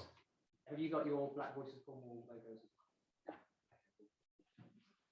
We'll keep that one. It's black and white and ethnically heritage because we're here today. And I'm just going to talk about very, very quickly Cornwall Pride and kind of my journey in Cornwall, and then I'll pass across to Marcus, if that's okay. So I'm CEO of Cornwall Pride, but that's not by design. That's because I kind of drummed the drum very, very loudly here in Cornwall. I'm also sit on the board of UK Pride Organisers Network. Now, the reason why I've done that is because actually there are so many challenges here in Cornwall and the UK and the globe around identities of the LGBTQ+ community. But that actually, what does that mean? So for me, I want to express my identity, but how do I express my identity when I don't have the lived experience of someone who is lesbian? The lived experience of someone who is trans, lived experience of someone who is far. I can't do that. I can only tell my story. So my story and my identity and my intersectionality is I am a Cornish, Hispanic, queer, cis man. A bit to take in, okay, all right. And also I'm proudly a firstborn immigrant. My mum and dad, my mum's from Portugal, my dad's from Spain, and they brought me down to Cornwall when I was 3. But I'm Cornish, all the way through. But again, kind of living with that identity and living who and what Cornwall is, I was so excited to live in Cornwall. And it's been an extraordinary journey because actually I've had the opportunities and privilege to be able to be with great music, growing up in Cornwall, going to Goonhaven School, learning the Flora dance, being able to go to St Piran's on St Piran's Day, actually doing the Flora dance up to St Piran's Cross across the Perranporth Beach and Sand Dunes. What an incredible opportunity to be able to do that and learn Cornish tradition. Across to being so close to Perranporth, because I was able to go to Learn to Perran, right in its inception in Ponsmere Hotel, and listen to Celtic traditional music. And that has been ingrained in me right from the start. Then I went to secondary school, loved secondary school, played loads of sports. But I came out in secondary school. So what happened to me was I stopped playing sports pretty much instantaneously as soon as I came out. And then what happened was, because I'd come out and because I didn't quite fit in, and those differences, one, because I'm not fair, I'm not Cornish in my primary school, those differences, people started attacking. And then when I came out, they started attacking me for coming out and coming out as gay. I had to find a tribe, I had to find a safe space But my safe space and my tribe ended up being fringe groups, marginalized communities. And amazing, that enabled me to open my eyes to much more than what Cornwall has to offer. But the danger of that, as a 14-year-old, 15-year-old, 17-year-old boy, was I was exposed to really unsafe places as well. So that's me. That's what happened. Then I went, oh my goodness, there's a whole world out there, and it's the world out there in London or Cardiff, wherever I ended up, opened their arms to gays. Like, yay, let's do this. Let's go partying. Let's go explore that world. And I did. And it was amazing. I didn't last long, didn't like London that much, and realized, actually, I want to get back on the surf. I want to come back down to Cornwall. And that's what I brought. And that's what I looked at. I looked at, actually, there is this amazing world out there that allows people to be themselves. But when I was in Cornwall, my differences were that strong, I wanted to leave. So how do we celebrate that? How do we bring everyone on that journey and ensure that actually those people, and there are so many young people in Cornwall that are already thinking about the bright world of London in Soho or Brighton or Bristol. So we lose our great talent. We lose people that might want to go into sports because of their own identities. So I'm going to just do a little bit of a thought experiment with everyone, okay? 3 principles. I'm a scientist. That's what I did when I went to university. First one is Occam's razor. Does anyone know what that is? Yeah, okay. Occam's razor is the simplest principle. More often is the right one. 1 plus 1 equals 2, okay? The second one is Einstein. He said the definition of insanity, this is not verbatim, but the definition of insanity is doing the same thing over and over again and expecting a different result. Okay. And the third one is socially, is mirroring. So we all, no matter who you will always feel comfortable with someone who looks like you, who has the same mannerisms as you, talks like you, has the same small talk as you, has even the same sports interest as you, okay? Now, if you're mirroring someone and you're doing this over and over again, what you have within society is you have exclusion. Whereas actually, go back to Einstein, if we're constantly doing the same thing over and over again, we're not going to change. So I implore you, everyone in this room, to identify that actually, whilst we understand what difference is, by being different, by reflecting that difference onto who you are, you enrich yourself, you enrich your communities, and you enrich everything around you, culturally and emotionally.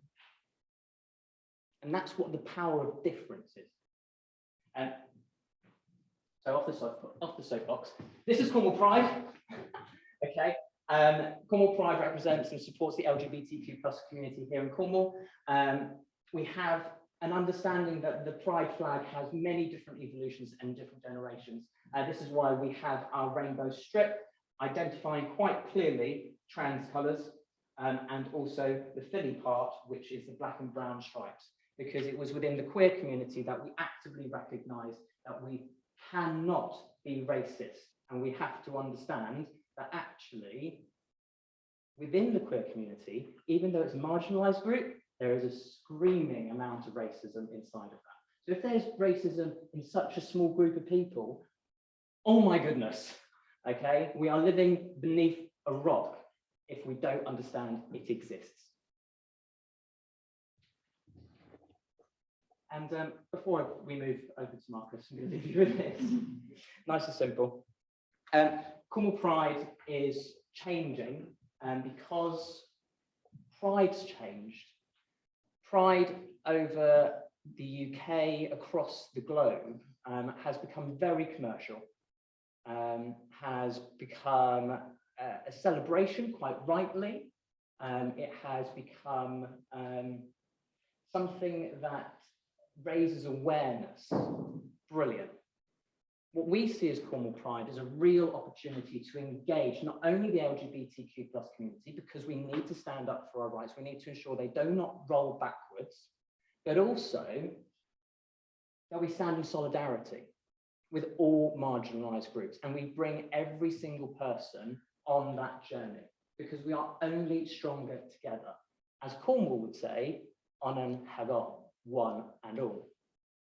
So, May 7th, we start in Falmouth, May 14th, Newquay, Penzance, Saltash, you can see the dates, St Ives, Truro, Bude, Camborne, St Austell, Bodmin, and Redruth. And we're actively reaching out and saying, actually, there's some themes here. We need to be able to speak about what we need to talk about. And the last bit is climate action. And we live in Cornwall. We're talking about innovation. Cornwall Pride runs through that tradition of innovation with everything that we do, from the world's first bus tour to this, because this is community pride. That Cornwall is actively saying we are leading the way on climate. Climate action will disproportionately affect lower parts of the socio-economic parts of the world. So whilst, and parts of that, marginalised groups are going to be challenged even more so. So whilst we're actively talking about climate action, we should really be talking about climate inclusion.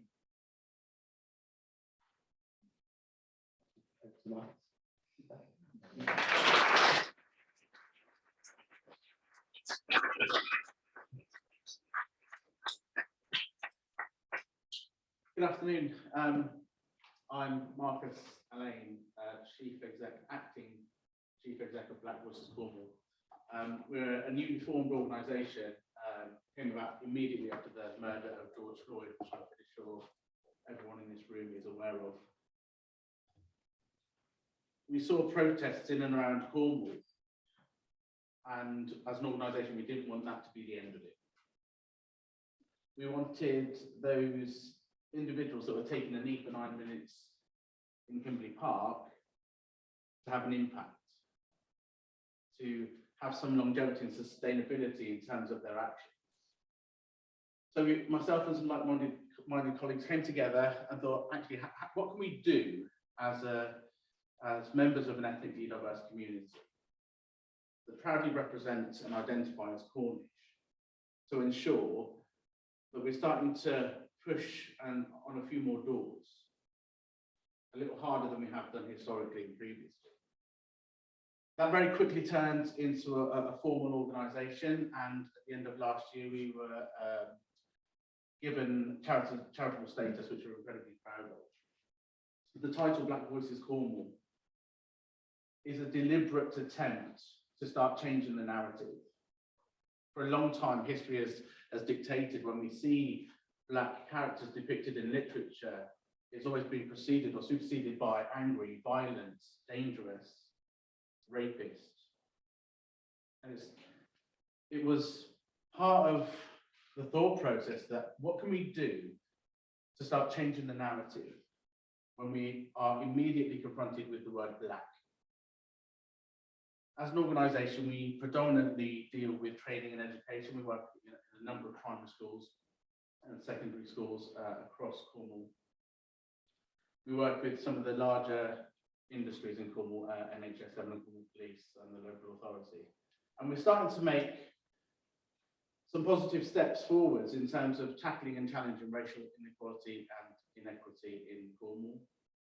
I moved into Cornwall in 1995 as a young 11-year-old boy, being taken from a very urban, incredibly diverse community and smack bang in the middle of Pensilver, in this tiny ass little village in the middle of nowhere with animals walking around.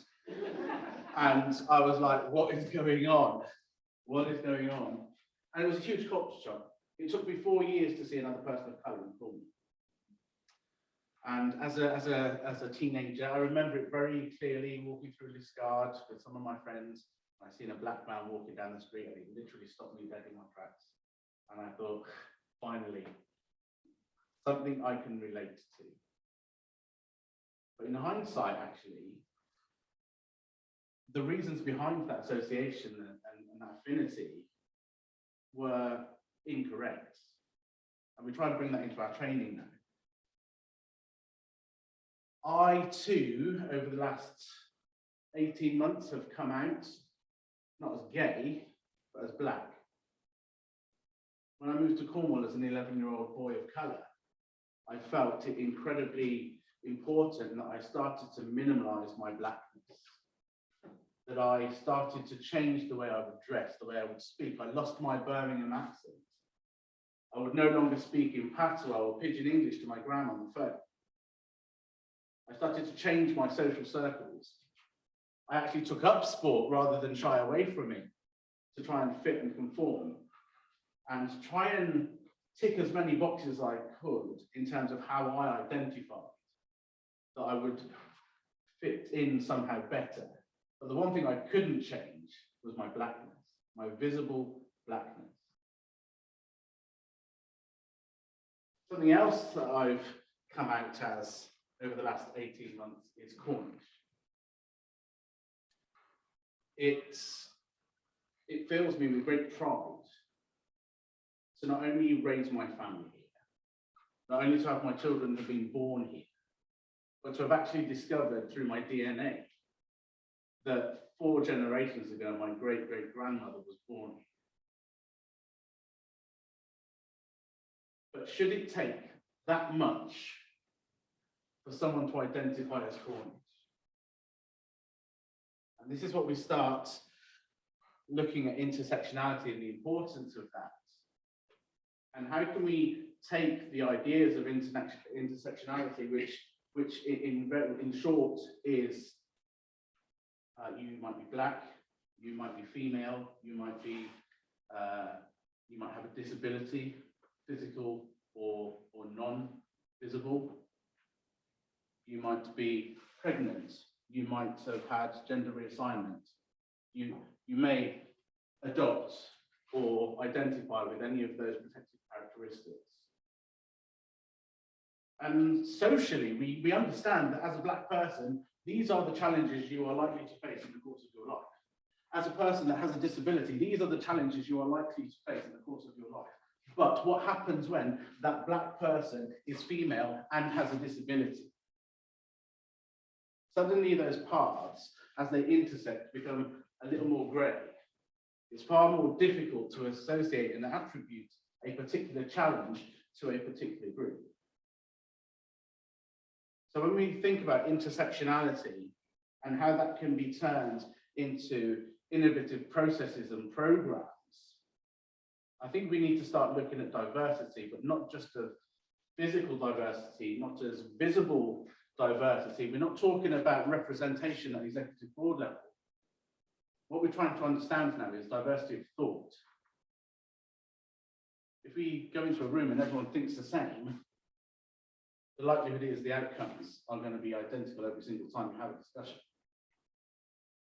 So how can we start changing our thought processes, our patterns? And that has to come through understanding and education, which is why as an organisation we find it fundamentally important to start speaking to our young people and children in schools. Start addressing the idea of difference and acceptance as soon as individuals and young people are able to communicate. Representation, even when it's not necessarily required. You go into a classroom full of 30 Cornish primary school children, and they're all white, and they all belong to that bracket of, in terms of the demographic, they belong to the same communities. Why is it necessary to be taught about Lewis Latimer? Why do they need to know who Rosa Parks was?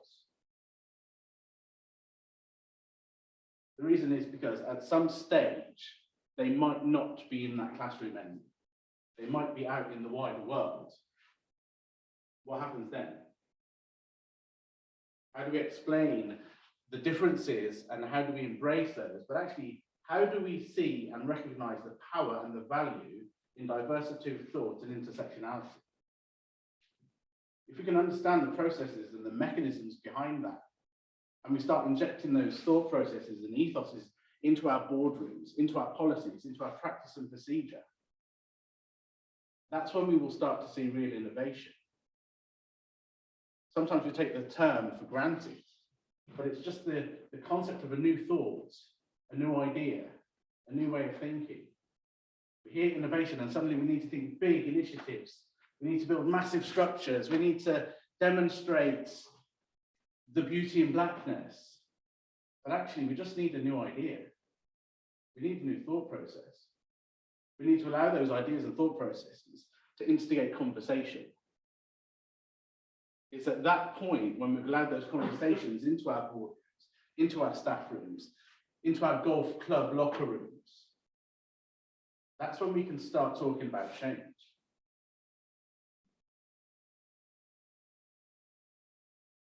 Education is vitally important,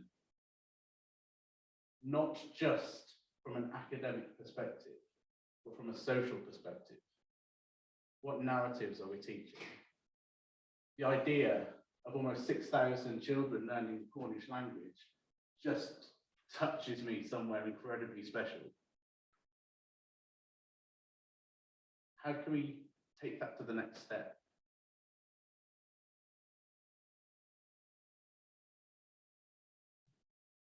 I was really touched by the notion, and it was new to me, of those people in the lizard literally linking hands and jumping off the cliff. And how much that resonates with me in terms of how we teach history. Where does history start for people of colour? Because I can assure you it's not 1619 when we started enslaving Africans. What did the Egyptians achieve over thousands and thousands of years? What did the Aztecs achieve in terms of innovation?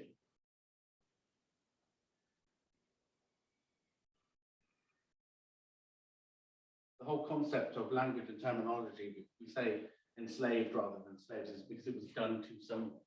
And the reason I resonate with those people jumping off the cliff rather than face the known outcome, because we see it in slavery. When you've got 40 to 50 enslaved Africans chained at ankles and wrists, rather than face the outcome, would jump off the boat knowing full well that all 40 of them would die, rather than face what lied at the other end. And this is why it's so important to teach the hidden facts of history. It allows us to become informed, make decisions, have choices. I'm going to leave you with a quote by Maya Angelou, who said, "In order to do better, you need to be better. In order to be better, you need to know better." Kernow King.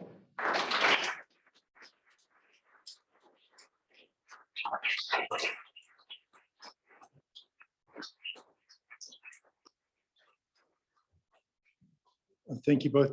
Listening to that made me think about why we care about climate change. We care about climate change because we need biodiversity. When we look at the world out there, diversity resonates with us, but we need to think about that much more, as you're talking about, in terms of us as human beings as well. Diversity is a good thing. So that was a nice little realization for me. Thank you. Our next speaker, Kate, there you are. You were over there and I looked and was, oh, this is going to be tricky, is Kate Milan. Kate is the founder and driving force behind Cornwall Cast. And Kate's going to share her story on creating an innovative circular economy business, repurposing plastic, glass and mining waste to create beautiful everyday items. Kate's been working with our University TEVI team that I think somebody's already mentioned here today. It's a team that aims to grow businesses and the environment here in Cornwall. Kate, over to you. Thank you. Can I use the things? Yeah. Thank you. Right, which one do I press? Oh, there's a question. You know which one? Which one? First, see if you get lucky. I think it needs to come up first. Yeah.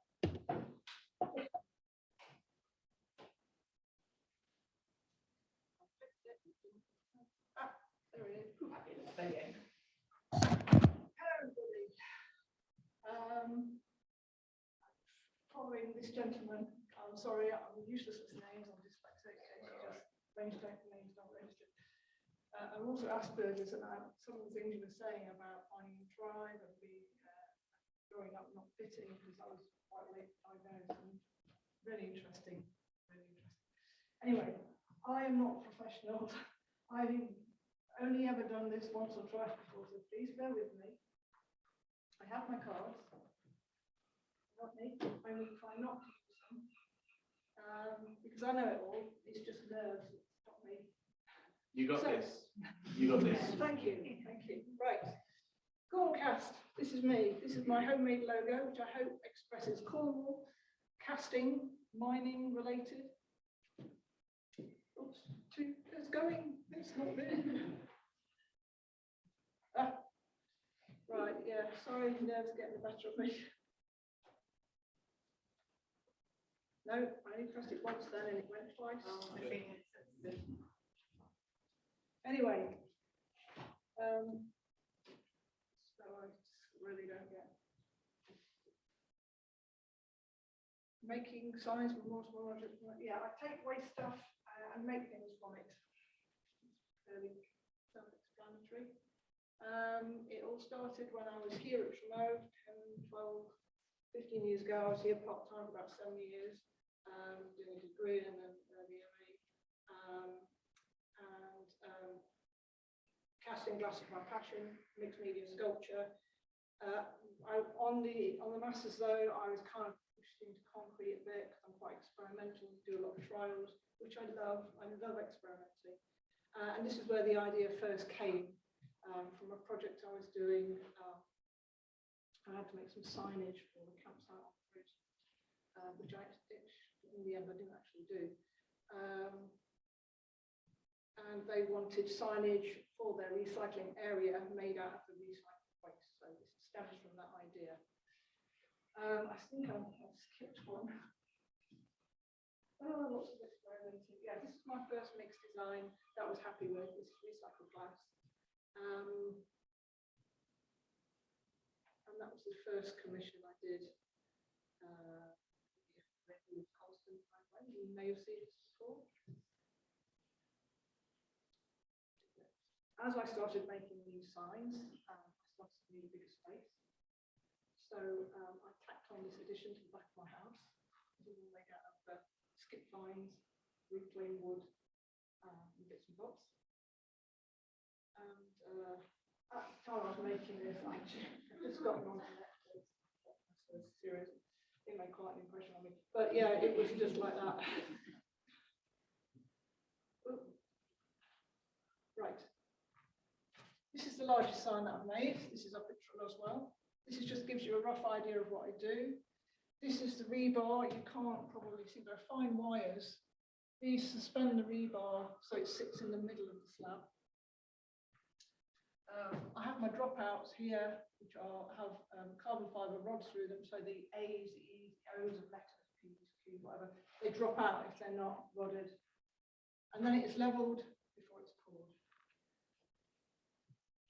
This is my laser cutter, which does all my cutting for me. I do cut out shapes, but it's mostly lettering at the moment when it works. It was around this time that I was introduced to Tevi, and through discussions with them about how to become more sustainable, they mentioned mining waste. So the first thing I did was go on a trip up to Imerys, and there's 5 companies that deal with Imerys waste, and I went and visited Brooklands and had a day up there, which was really interesting. Oops. Right. Which was a fun day out, and I was just got in before things changed. Here you can see that the mining waste is blasted out with these big high jets into streams which are washed down and graded, and that's what I use now to make my signs the base for signs. Once I'd mastered that, I then wanted to explore plastics, so I started saving plastics. Then I needed to shred it. So I had fun with my garden shredder, just trying it, but I found the kitchen blender worked much better. On the left, you can see this is the kitchen blender. It made it much finer. And with the shredder, there's still big chunks, so it wasn't a uniform mix, but I like to experiment and play with stuff. So I decided I needed a shredder, and I applied for the TEVI funds, the 80/20. So they paid 80, I paid 20% of that, and a converter because the shredder should be run off two-phase power, and of course the plastic power source, so I had a converter as well. It was at this point that I decided not to accept beach clean plastic, because unless it was really, really clean, because the beach clean plastic, the sand, the grit, the barnacles would damage the blades. And I have 3 collection points, Penzance up to Truro, and I get a lot of plastic waste anyway, domestic plastic waste, a lot of old toys, I do have coffee percolators, which I dismantle to save the plastic, anything to save it going to, right, oh, once.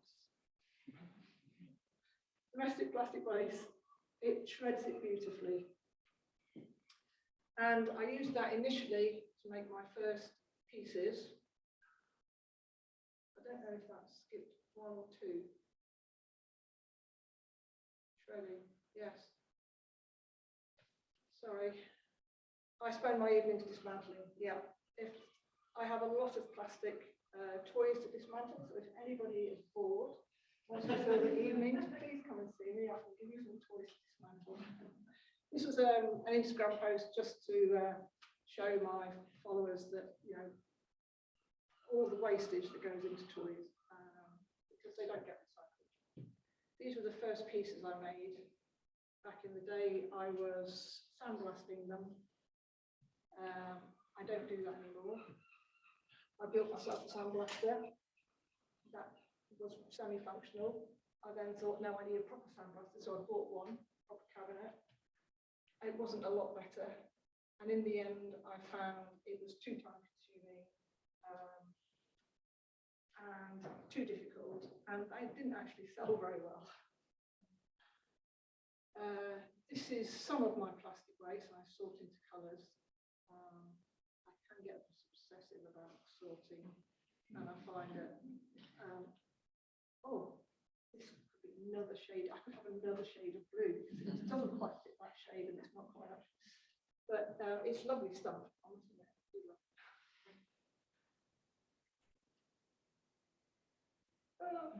I only do it once. Do you want to ask us to press the button and we'll just move to the slides for you? Okay, that would be great. Thank you. If I give you that. Move on one. Yes, please. So these are the 12 colourways that I do, from black, grey, white, yellow, orange, red, brown, blue, green, purple, pink, multicoloured. I also now just grind the pots. I don't sandblast at all. If you could move on, please. I did polish some for a while, really high polish, like marble, and they're all waxed and sealed anyway. But I found that I couldn't charge the price that it cost me in time to polish them. So these are currently residing in bedrooms in hotel gallery. Another commission I had was, this is a film, this should play. I don't know if there was. No, never mind. It just shows you what they are. Hubbox.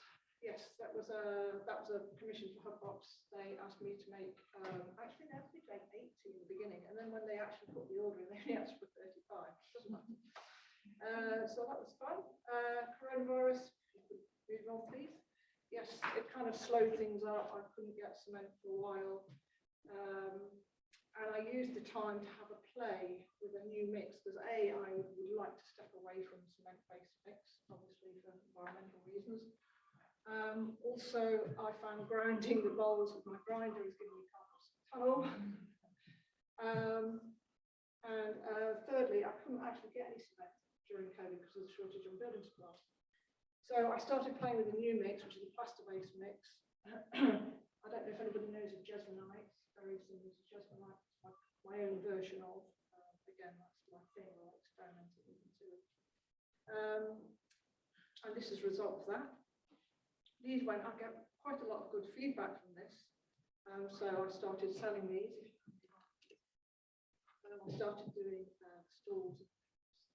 And this is what I call my pivot, because I kind of stepped away from signs and memorials for a time and just ran with this new mix, just, you know, being allowed out of COVID and after COVID. And I just wanted to get out, and I got lots of feedback from it, which was really useful. And it was advertising, and I made some money. And I must say at this point, I've got to add in my words on the cards, they all come with plants. I grow succulents and plants. That's another one of my passions. They all come with fruit plants. If you could move on, please. I must say, doing all the stalls, as much as I loved it, I was working all week making and then selling all weekend. I'm still at 3. Well, okay, they're big enough to have themselves in that. I'm 16 now. But being a good mum was very important to me. So I kind of wore myself out. I found it wasn't sustainable. And I was actually saying to the universe, please, just give me a break. But I didn't mean this kind of break. Move on, please. So that left me with 6 weeks without working, which I found incredibly stressful. I'm a doer, I don't sit still for very long at all. November, Tabby asked me to make the Cornwall Sustainability Awards, which was, wow, that was chopped to bits. And I have fun making those. It was quite stressful because it was quite late. And my arm really wasn't up to par, but I made them, and they were happy. So after going through this last year, the summer and Christmas markets, and finding that I really can't sustain working by week and all weekend selling, I realised I needed to get back to my signs and memorials, which is where, you know, I originally wanted to go.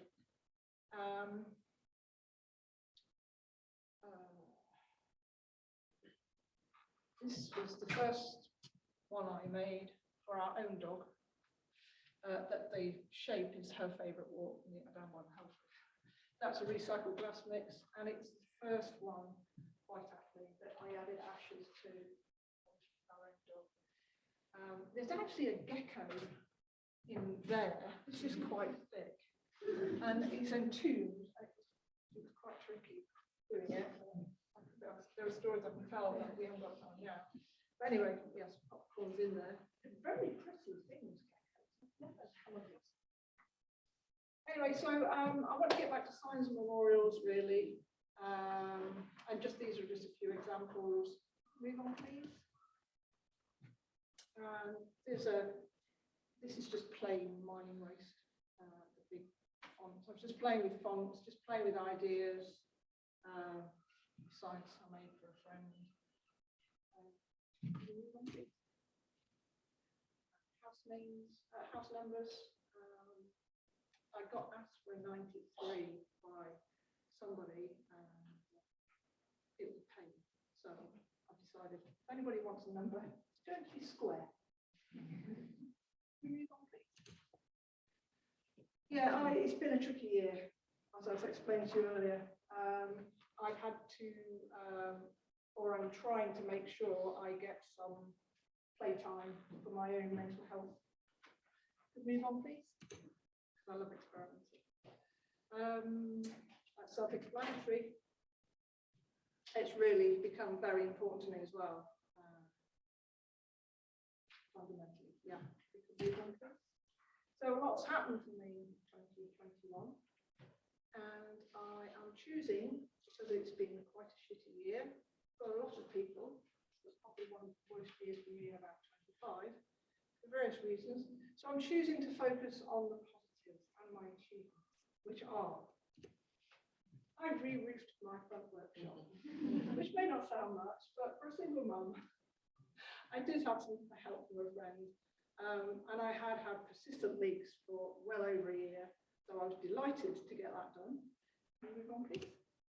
I finally got a presence online. I've been trying to build a website for a couple of years. Through earning money of the season, I was able to fund some help. It's not perfect. I can see there's a lot of things I want to change, but I have a presence, so another achievement I feel pleased about.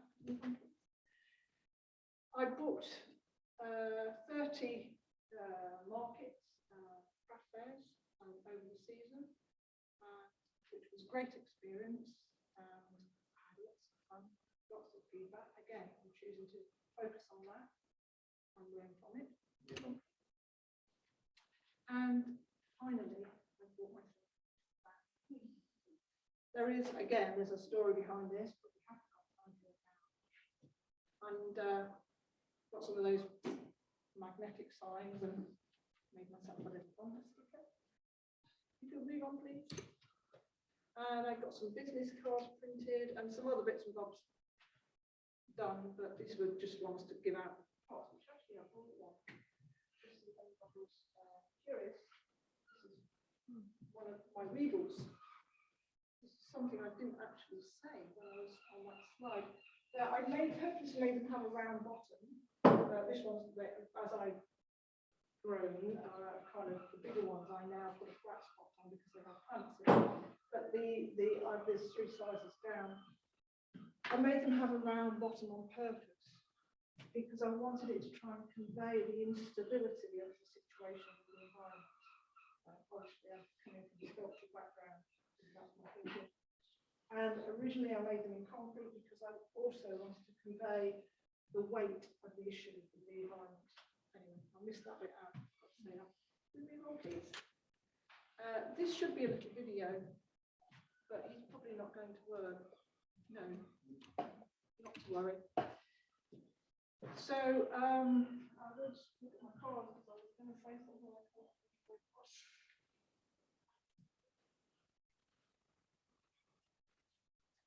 Just say, so yeah, I rescued some non-recyclable plastic waste from being burnt, buried, or discarded into the environment. And I've had some fun along the way. This little chap is out of the, I get a lot of plastic toys from charity shops, the stuff they can't sell, it's damaged or broken. This little chap is sitting on top of my shredding machine, which is running, and he's doing a little dance because he's vibrating along the top. Thank you. So I feel very lucky to live in Cornwall and appreciate it every day. This is one of my most favourite spots in all the world. And as I said, I'm just doing my bit. And that's about it. Thank you very much.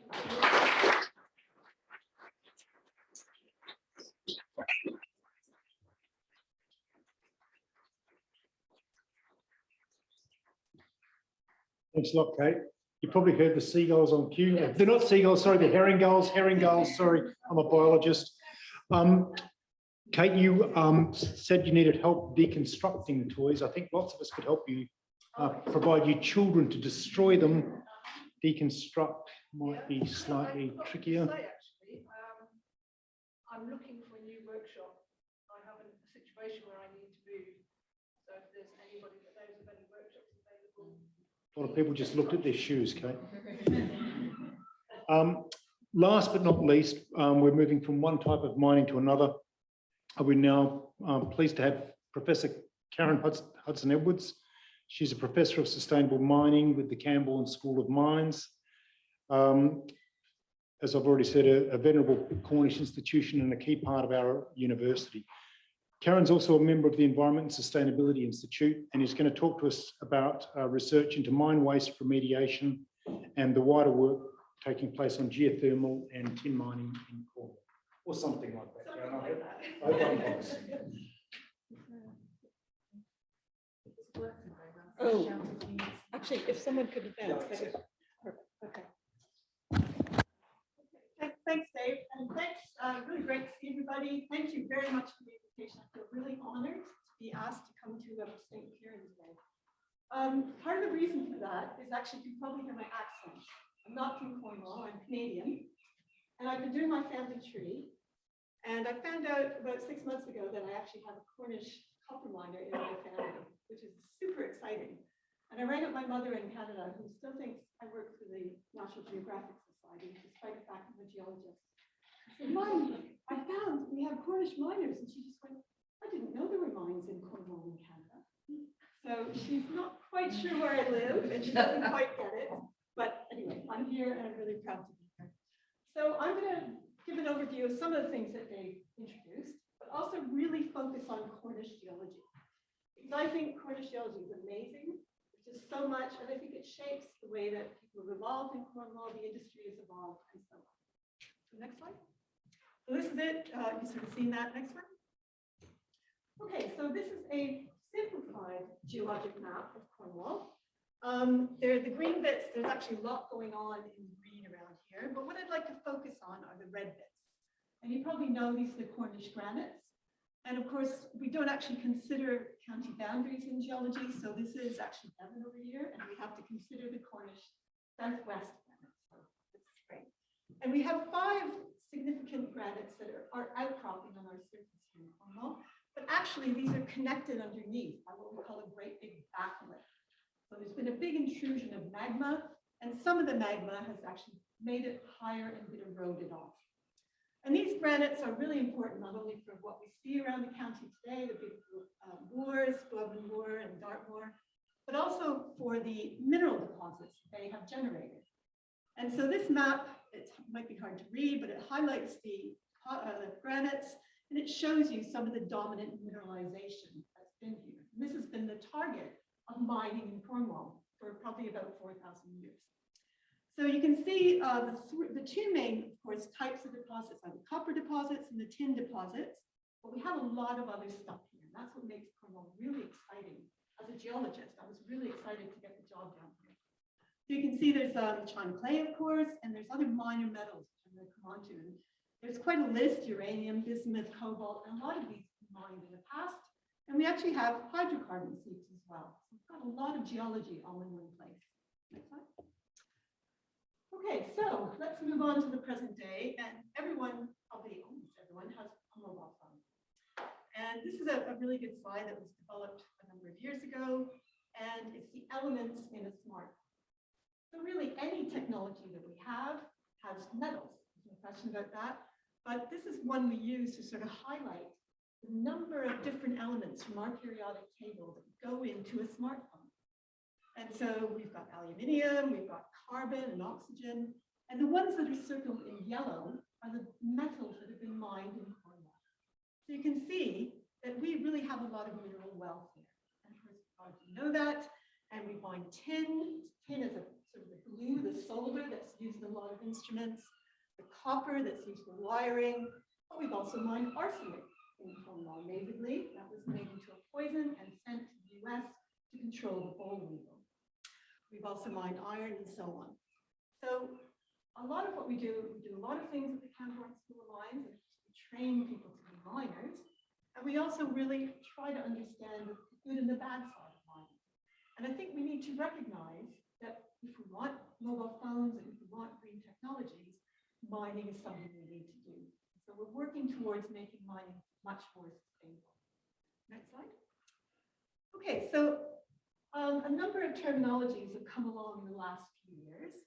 One of them is a critical raw material. And a lot of companies come up with lists of these critical raw materials. And these are a lot of the elements that you see on here, particularly the ones in orange, that are used, again, in technologies like mobile phones and green technologies, but are also, we get worried about those because maybe they're only produced in one country. So if there was some instability in that country, or they decided to cut off our supply, we wouldn't have these metals. And so many countries have developed these lists, and we're trying to explore for these deposits now, so we can find them more widely. Another term that's come along lately is technology metals. And this is a broader suite of elements talking about metals that are used in technologies at any one time. And you can see it's a really interesting diagram because in the 1700s, our technologies were not as complicated as the ones we use today. We had windmills to provide power, and the elements that we needed were carbon and calcium and iron, so fairly simple. As we've moved through the ages, our energy, this is focused on energy, you could do anything really, our energy needs and uses and the way we get energy has changed. So we had some trains, we had a light bulb, fantastic in the 1800s. We developed the airplane, the automobile in the 1900s. And today we're really focusing on green technology. And that's as we move to the net zero carbon economy in this country by 2050. We're looking at replacing fossil fuels like gasoline and coal with batteries for cars, wind turbines, solar panels. And the important thing about these technologies is that they need a wider range of these technology metals. So we're still using some of the ones we needed before, but a wider range. And moving into the future, excuse me, who knows, we might need these other ones as well. So we at the Kenworthy School of Mines have been doing a lot of work on critical raw materials and now into technology metals. And what I'm going to talk to you about for the rest of the slides is a couple of the projects that we're working on in this area. And they do involve Cornwall, I promise. Okay, so the first project I'd like to talk to you about is LIFT.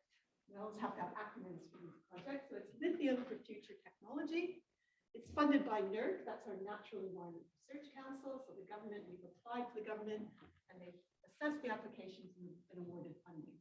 This is a consortium grant led by the British Geological Survey, and Exeter is one of the partners of this Kenworthy School of Mines. And what it's trying to do is the words that you see up there. We're trying to reevaluate lithium deposits. We recognize lithium is vitally important batteries that we make today. We know quite a bit about lithium. There are mines around. We know about the types of ways that lithium is concentrated in the Earth's underground. But it's always good to reevaluate with new technologies, new ideas, working across disciplines. And so together with a number of partners, we're working to understand these different types of lithium environment. So one is a solar system, so the big solar lakes in the Andes, for example, the caldera systems around volcanoes, and the granite systems. Because these granites, like we see in Cornwall, can have a lot of lithium, which is great. So this little picture here is actually from underground working at Wheel Jane, and it shows this water gushing out. And in the 1860s, I think it was, there was a surveyor underground, and he collected some water, and I don't really know why, but he analyzed it for lithium. And he actually said, if there's a use for lithium, this could be a mine. And now we've got Cornish Lithium, the company, looking at these geothermal brines coming from our granite as a possible source in a mine of lithium. How fantastic is that? So we're working with them as partners to evaluate this source as well. So Exeter has two main roles in this. If you go to the next slide. The first one is to conduct something called life cycle assessment. So this again is the benefit of working in a multidisciplinary, cross-disciplinary university and actually sitting in the Environment Sustainability Institute, because we have people in the building from all different disciplines. So what this is trying to assess, as it says up there, a process from the point of view of its environmental impacts that it might have. But what you're trying to do, and it uses a computer program, is you can assess it from lots of different points of view. So this is a sort of schematic of climate change impact to produce a kilogram of lithium. It's done prior to our project. And it shows that you have to consider the energy that goes in to get that lithium out of the ground, the water that you use, the materials, the land. We're trying to incorporate possibly environmental pollution that might come from this as well. Then you consider all the steps that are going to happen to get that lithium out of the ground, mining, to process it, separate it, and get it into the market. And then you can come up with a number of quantified effects on global warming, energy, and so on. So Rowan here, who is a CSM graduate, has joined us as a graduate research assistant. And with LIFT, he's trying to answer these questions about really looking at those types of lithium deposit and working out what are the environmental impacts, what parameter has the biggest impact, and so on. He's doing a great job. Next slide. So on the other side of things, we also have another part of LIFT, and it's to look at geomicrobiology. So this is really a combination of geology and microbiology, as it sounds. So we have Alistair here in bottom, who's our postdoc on the project, working with Laura Newsom, who's our geomicrobiologist in Kenworthy School of Mines, and myself. And he's doing two separate things as well. So the first thing is we're linking with the people working in the Andes to try and understand the lithium in the salars, but also to look at the microbes, the bacteria in these salars. This has never been done before, ever. This is going to be brand new stuff. These salars are mined for lithium. They mine them by taking the fluids off and evaporating them and separating the lithium. But we want to know if there are microbes, and we have found, or Laura's found rather, microbes already, some photosynthetic bacteria and some microbial mats. They do exist in these amazing saline lakes. We want to know if these bacteria have any role in making these lithium deposits. We also have really cool bacteria who reduce sulfate. So if you take that brine, which is quite clear, and you isolate these bacteria, they'll turn it black. So that bottle is actually clear. It turns the water black. So these are amazing bacteria. We know bacteria everywhere. This is the first time we're going to be in the salars. The other thing that Alistair's doing is to look at bioprocessing. So one of the things about brines, and actually the geothermal lithium, is once you get it out, it's with a lot of other elements. You have to separate the lithium out. There are different ways to do that. And Alistair's trying to see if we can get bacteria to make minerals that will selectively take the lithium out. So he's been doing some preliminary experiments, and he knows he can take the calcium out. That's one step. You can see it's at the beginning of the experiment, we've got a lot of calcium in solution. By the end, so that works for calcium. Now he wants to go and see if he can try and do lithium. And if it works, this is another method, an environmentally friendly method, because these bacteria can be taken from these salars, so they're already adapted to really make lithium products. Okay, so the next project I'd like to talk about is Met4Tech. It's a UK interdisciplinary, you've heard about circular economy already today, Centre for Technology Metals. It's a bit of a mouthful, that's why we call it Met4Tech. So this is provided by funding from our UK Research and Innovation. Again, taxpayers' money is funding what we're doing here. And what we're doing is building, again, interdisciplinary, transdisciplinary project. Look at how we can get technology metals from the ground, so from the mining, into the production chain to recycling and make it more of a circular economy. At the moment, it's fairly linear, so it goes from the top to the bottom. We want it to be circular. We want to reuse things that we've heard about. We want to look at mine waste, see if we can get technology metals out of that. We want to make our mining for technologies much, much more sustainable. So that's what the project is about. And this is what it looks like. So it's multi-university, part of Exeter. So it's Exeter Business School and the Kenworthy School of Mines. So my colleague Francis Wall at the Kenworthy School of Mines leads the whole thing, and I look after theme 2 in here. So it really is, it sort of looks linear, but actually it is circular, because what we're trying to do is develop new ideas about technology metals in terms of processing, in terms of actually, we're talking about taking things apart. Apparently, a lot of the difficulties to get technology metals recycled from batteries or car magnets, to get the glue unglued. So that our colleagues in Leicester are working on that. And then we brought in people who work in life cycle assessment, lawyers, social scientists, to help us understand what's the governance, what's the rules about this, how do consumers behave, and then we work with partners as well. So just press again. So I'm just going to look at theme 2 because there's an awful lot in this, and bring you back to Cornwall. Next slide. So our theme 2 that we're working on is really looking at the raw materials end. So where do the technology metals come from? And in most circular economy work, you don't start at that end. You tend to start with the product. So it's already made, it already came from something. You start with that product and you recycle and recycle. For the first time, we're looking at where the raw materials come and can we get them out? And in doing so, can we make what we do circular as well? So we're focusing on a case study around Southwest England, so of course, including the Dartmoor granite as well. And what we're trying to do is look at, it's a bit weird, this is what we call a geomodel. So essentially, it's a 3-dimensional chunk out of the earth, trying to get an idea of the depth, trying to illustrate the geology, but also illustrate particular things. So on this, we're showing the original tin, tungsten, copper veins. There were the deposits that have been mined in history, the geothermal brines that Cornish lithium's looking at, kaolin, which provides the clay. You can't read that up there, but it says legacy and contemporary mine waste. We're actually trying to evaluate whether mine waste can have value.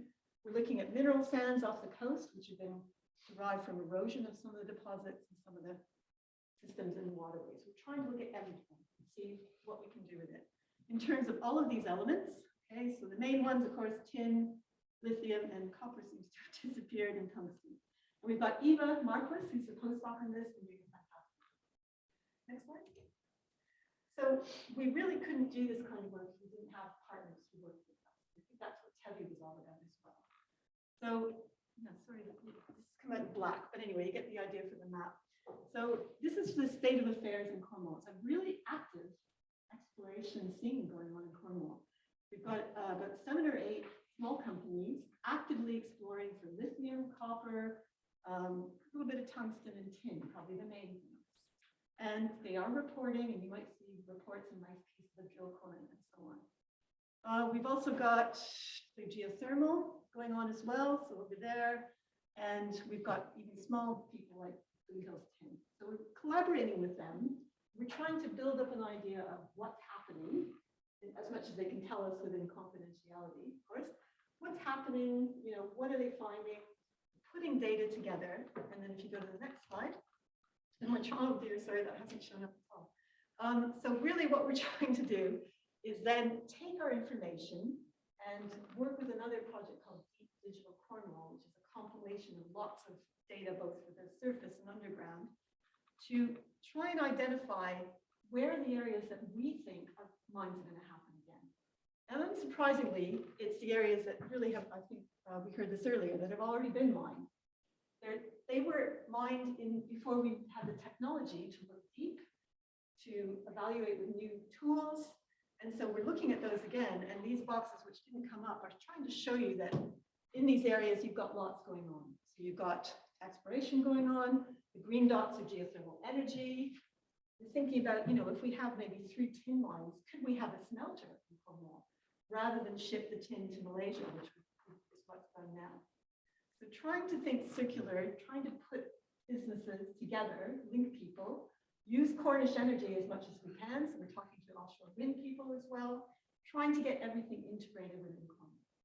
So it's scenario building, engaging with our partners and seeing what we can come up with as recommendations to maybe make Cornwall the classic place to go for circular economy around technology. So this has about 3 years to go. This part of the project will go for at least another 1.5 years. Hopefully you'll hear more about it. Next slide.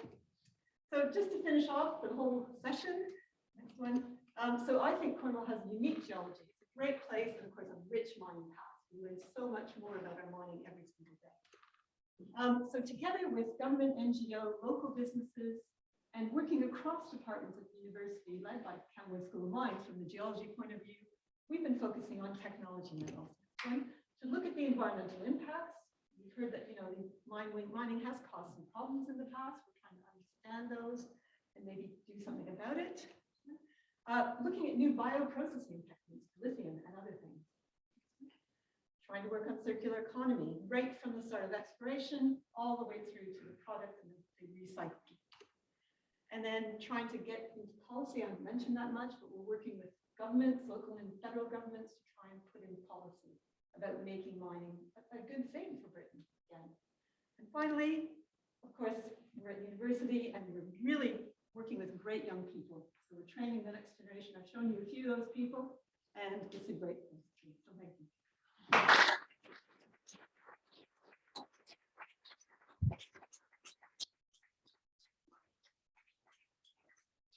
I'm going to invite our speakers to come and sit back down the front for a moment. And if there's any questions that any of the audience would like to ask about this, we can. I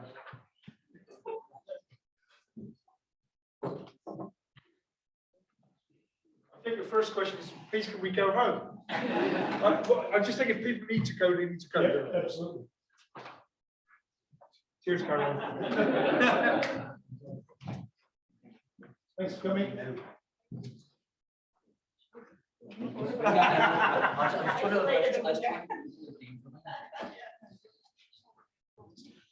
And we've lost several of our speakers. But if there's any questions that anyone would like to pose of our 4 speakers up the front, feel free. Knowing full well that the more questions you ask, the longer the delay there is between now and hearing our final yarn from Will. I suggest we ask lots of questions. So I'm going to ask one question, and maybe that might be the only question. There was a lot of talk about remote in one way or another, and I'm kind of interested that today, the world that we live in, why Cornwall's still seen as remote. And I'll just throw that there and anyone can have a crack at that. Well, you said you didn't think it was. That's right. So, but it did crop up in lots of conversation, well, remoteness. But also, you of course brought the example of Western Australia, and that we don't even know what the word remote means compared to that context. I think that all the way up through my schooling, everything was extremely London-centric, Anglo-centric, and that we were always being told we were remote. We were always being told we were peripheral. And then what happens when you start to dig a little deeper yourself, you discover that, first of all, we're talking about these early Bronze Age trading links. We're talking about the peregrinations of the Celtic saints. We're talking about the Falmouth packet and 17 different international consulates in Falmouth, and ships coming from Falmouth to every single corner of the world. We're talking about cable and wireless, the very first ever transatlantic communications through radio or through cable. And in all of these ways of seeing Cornwall, we're seeing Cornwall at the heart of global networks. And that's my construction of this place. Yes, there is a road that leads up to England, and that will always be part of what we are, but our connectivity always needs to look the other way. And so, absolutely, I contest the notion of remote. I think we're right in the middle. That's good. Anyone else want to pick up on that at all? So from a diversity perspective, one of the things that you will actively hear whilst you are in Cornwall is there's no diversity. What is diversity in Cornwall? What does it mean? And me and Marcus work really closely together because we're actively aware that many groups, many marginalised groups within the rest of the country, for example, kind of fit within their own tribe, their own community. So the gays go to Soho, the black men and black women, my friends, go to Streatham in London,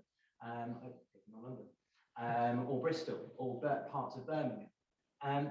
Whereas Cornwall's really, really unique. We have an incredible opportunity.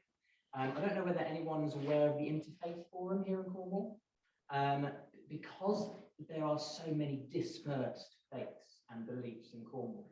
We have an opportunity, and we've had an opportunity to create something which is called this Interfaith Forum, which doesn't really happen anywhere else in the UK. And it's a coming together of people's faiths and beliefs, which is extraordinary. And actually, that's the same for diversity, and that's the same for people of different ethnic backgrounds and different identities. So actually, we might not have like a little space in Truro or a little space in Newquay. We're everywhere, and it's actually how do we connect those? And actually, there is uniquely a remoteness in your identity and your belief. The question is, how do we understand that? How do we celebrate that and become really innovative, bring those communities together? Because I'll tell you what, as Cornwall, we have got that innovation, we have got that belief, we have got that structure to do things differently. So if we can get that right here in Cornwall, learn from that, evaluate that, we can actually help other societies within the rest of the globe that are actively struggling to bring communities together. I've just been given a note. It says, I've got to get us all out of here. I do as I'm told. What we would like to do, though, is we'd like to hear your yarn, Will. Right. And then as soon as Will's finished, and you know how long he can talk, as soon as Will's finished, then we'll just say thank you to everybody. Was I well over 15? Yeah, you're about an hour and a half. Joni says to me, you could finish up with a quick yarn. I said, a quick yarn, under 3 minutes, summarising 4,000 years of Cornish identity and innovation. Luckily, someone sent me the saviour in the form of Mr. Trevarton at Redruth Rugby Club last Saturday. And he gave me a story about 4,000 years of Cornish innovation and identity, and an example of how we're open to all eventualities. His grandfather farmed up at Hugas, just the other side of Troy, back in the Troy, and he was the last farmer in the whole patch that used horses to plough his field. And the son kept saying to him, we've got to use a tractor. Get rid of the horses, we've got to use a tractor. And eventually the old man concedes, and they bring a tractor to the field. Well, the gate's 6'6", and the tractor's 7 foot. So the old man takes down the gate post, dismantles the Cornish hedge. They get the field ploughed, off goes the tractor. The old man, using 4,000 years of handed down tradition, rebuilds the end of the hedge, puts the gate post back in, jobs are good. Next year, he comes back again, he's got a slightly bigger tractor. He's now got to take down the gate post, take down 2 foot of Cornish hedge, they go in and plough the field, off he goes again. The old man rebuilds the Cornish hedge, puts the gate post back in. You know what's coming? The 3rd year, they got this dirty gate tractor, like 9 foot wide, and he takes down the gate post, takes down a great yard of hedge, and they plough the field. And the old man's going back to rebuild this yard of hedge for the 3rd time. And the son says, Feather, why don't you put the hedge, put the gate post back in, make the gap a good 8 foot, 9 foot wide, and save you rebuilding all that? He said, I can't do that. He said, the gate's only 6'6". And there we have it. When you said it was a rugby club trail, I was very afraid. So I think all there is left actually to do, I'm going to present you guys with some little prizes in a moment, but we'll let everyone go and get a drink in the library. Just everyone, thank you very much for all of our speakers. Wonderful.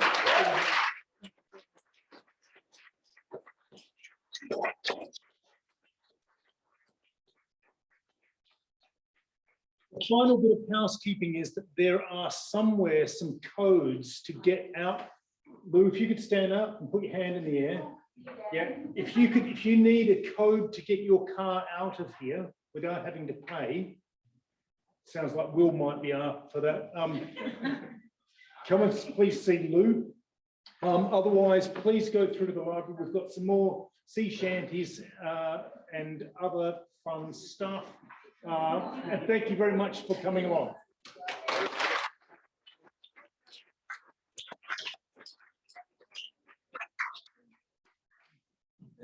There we go.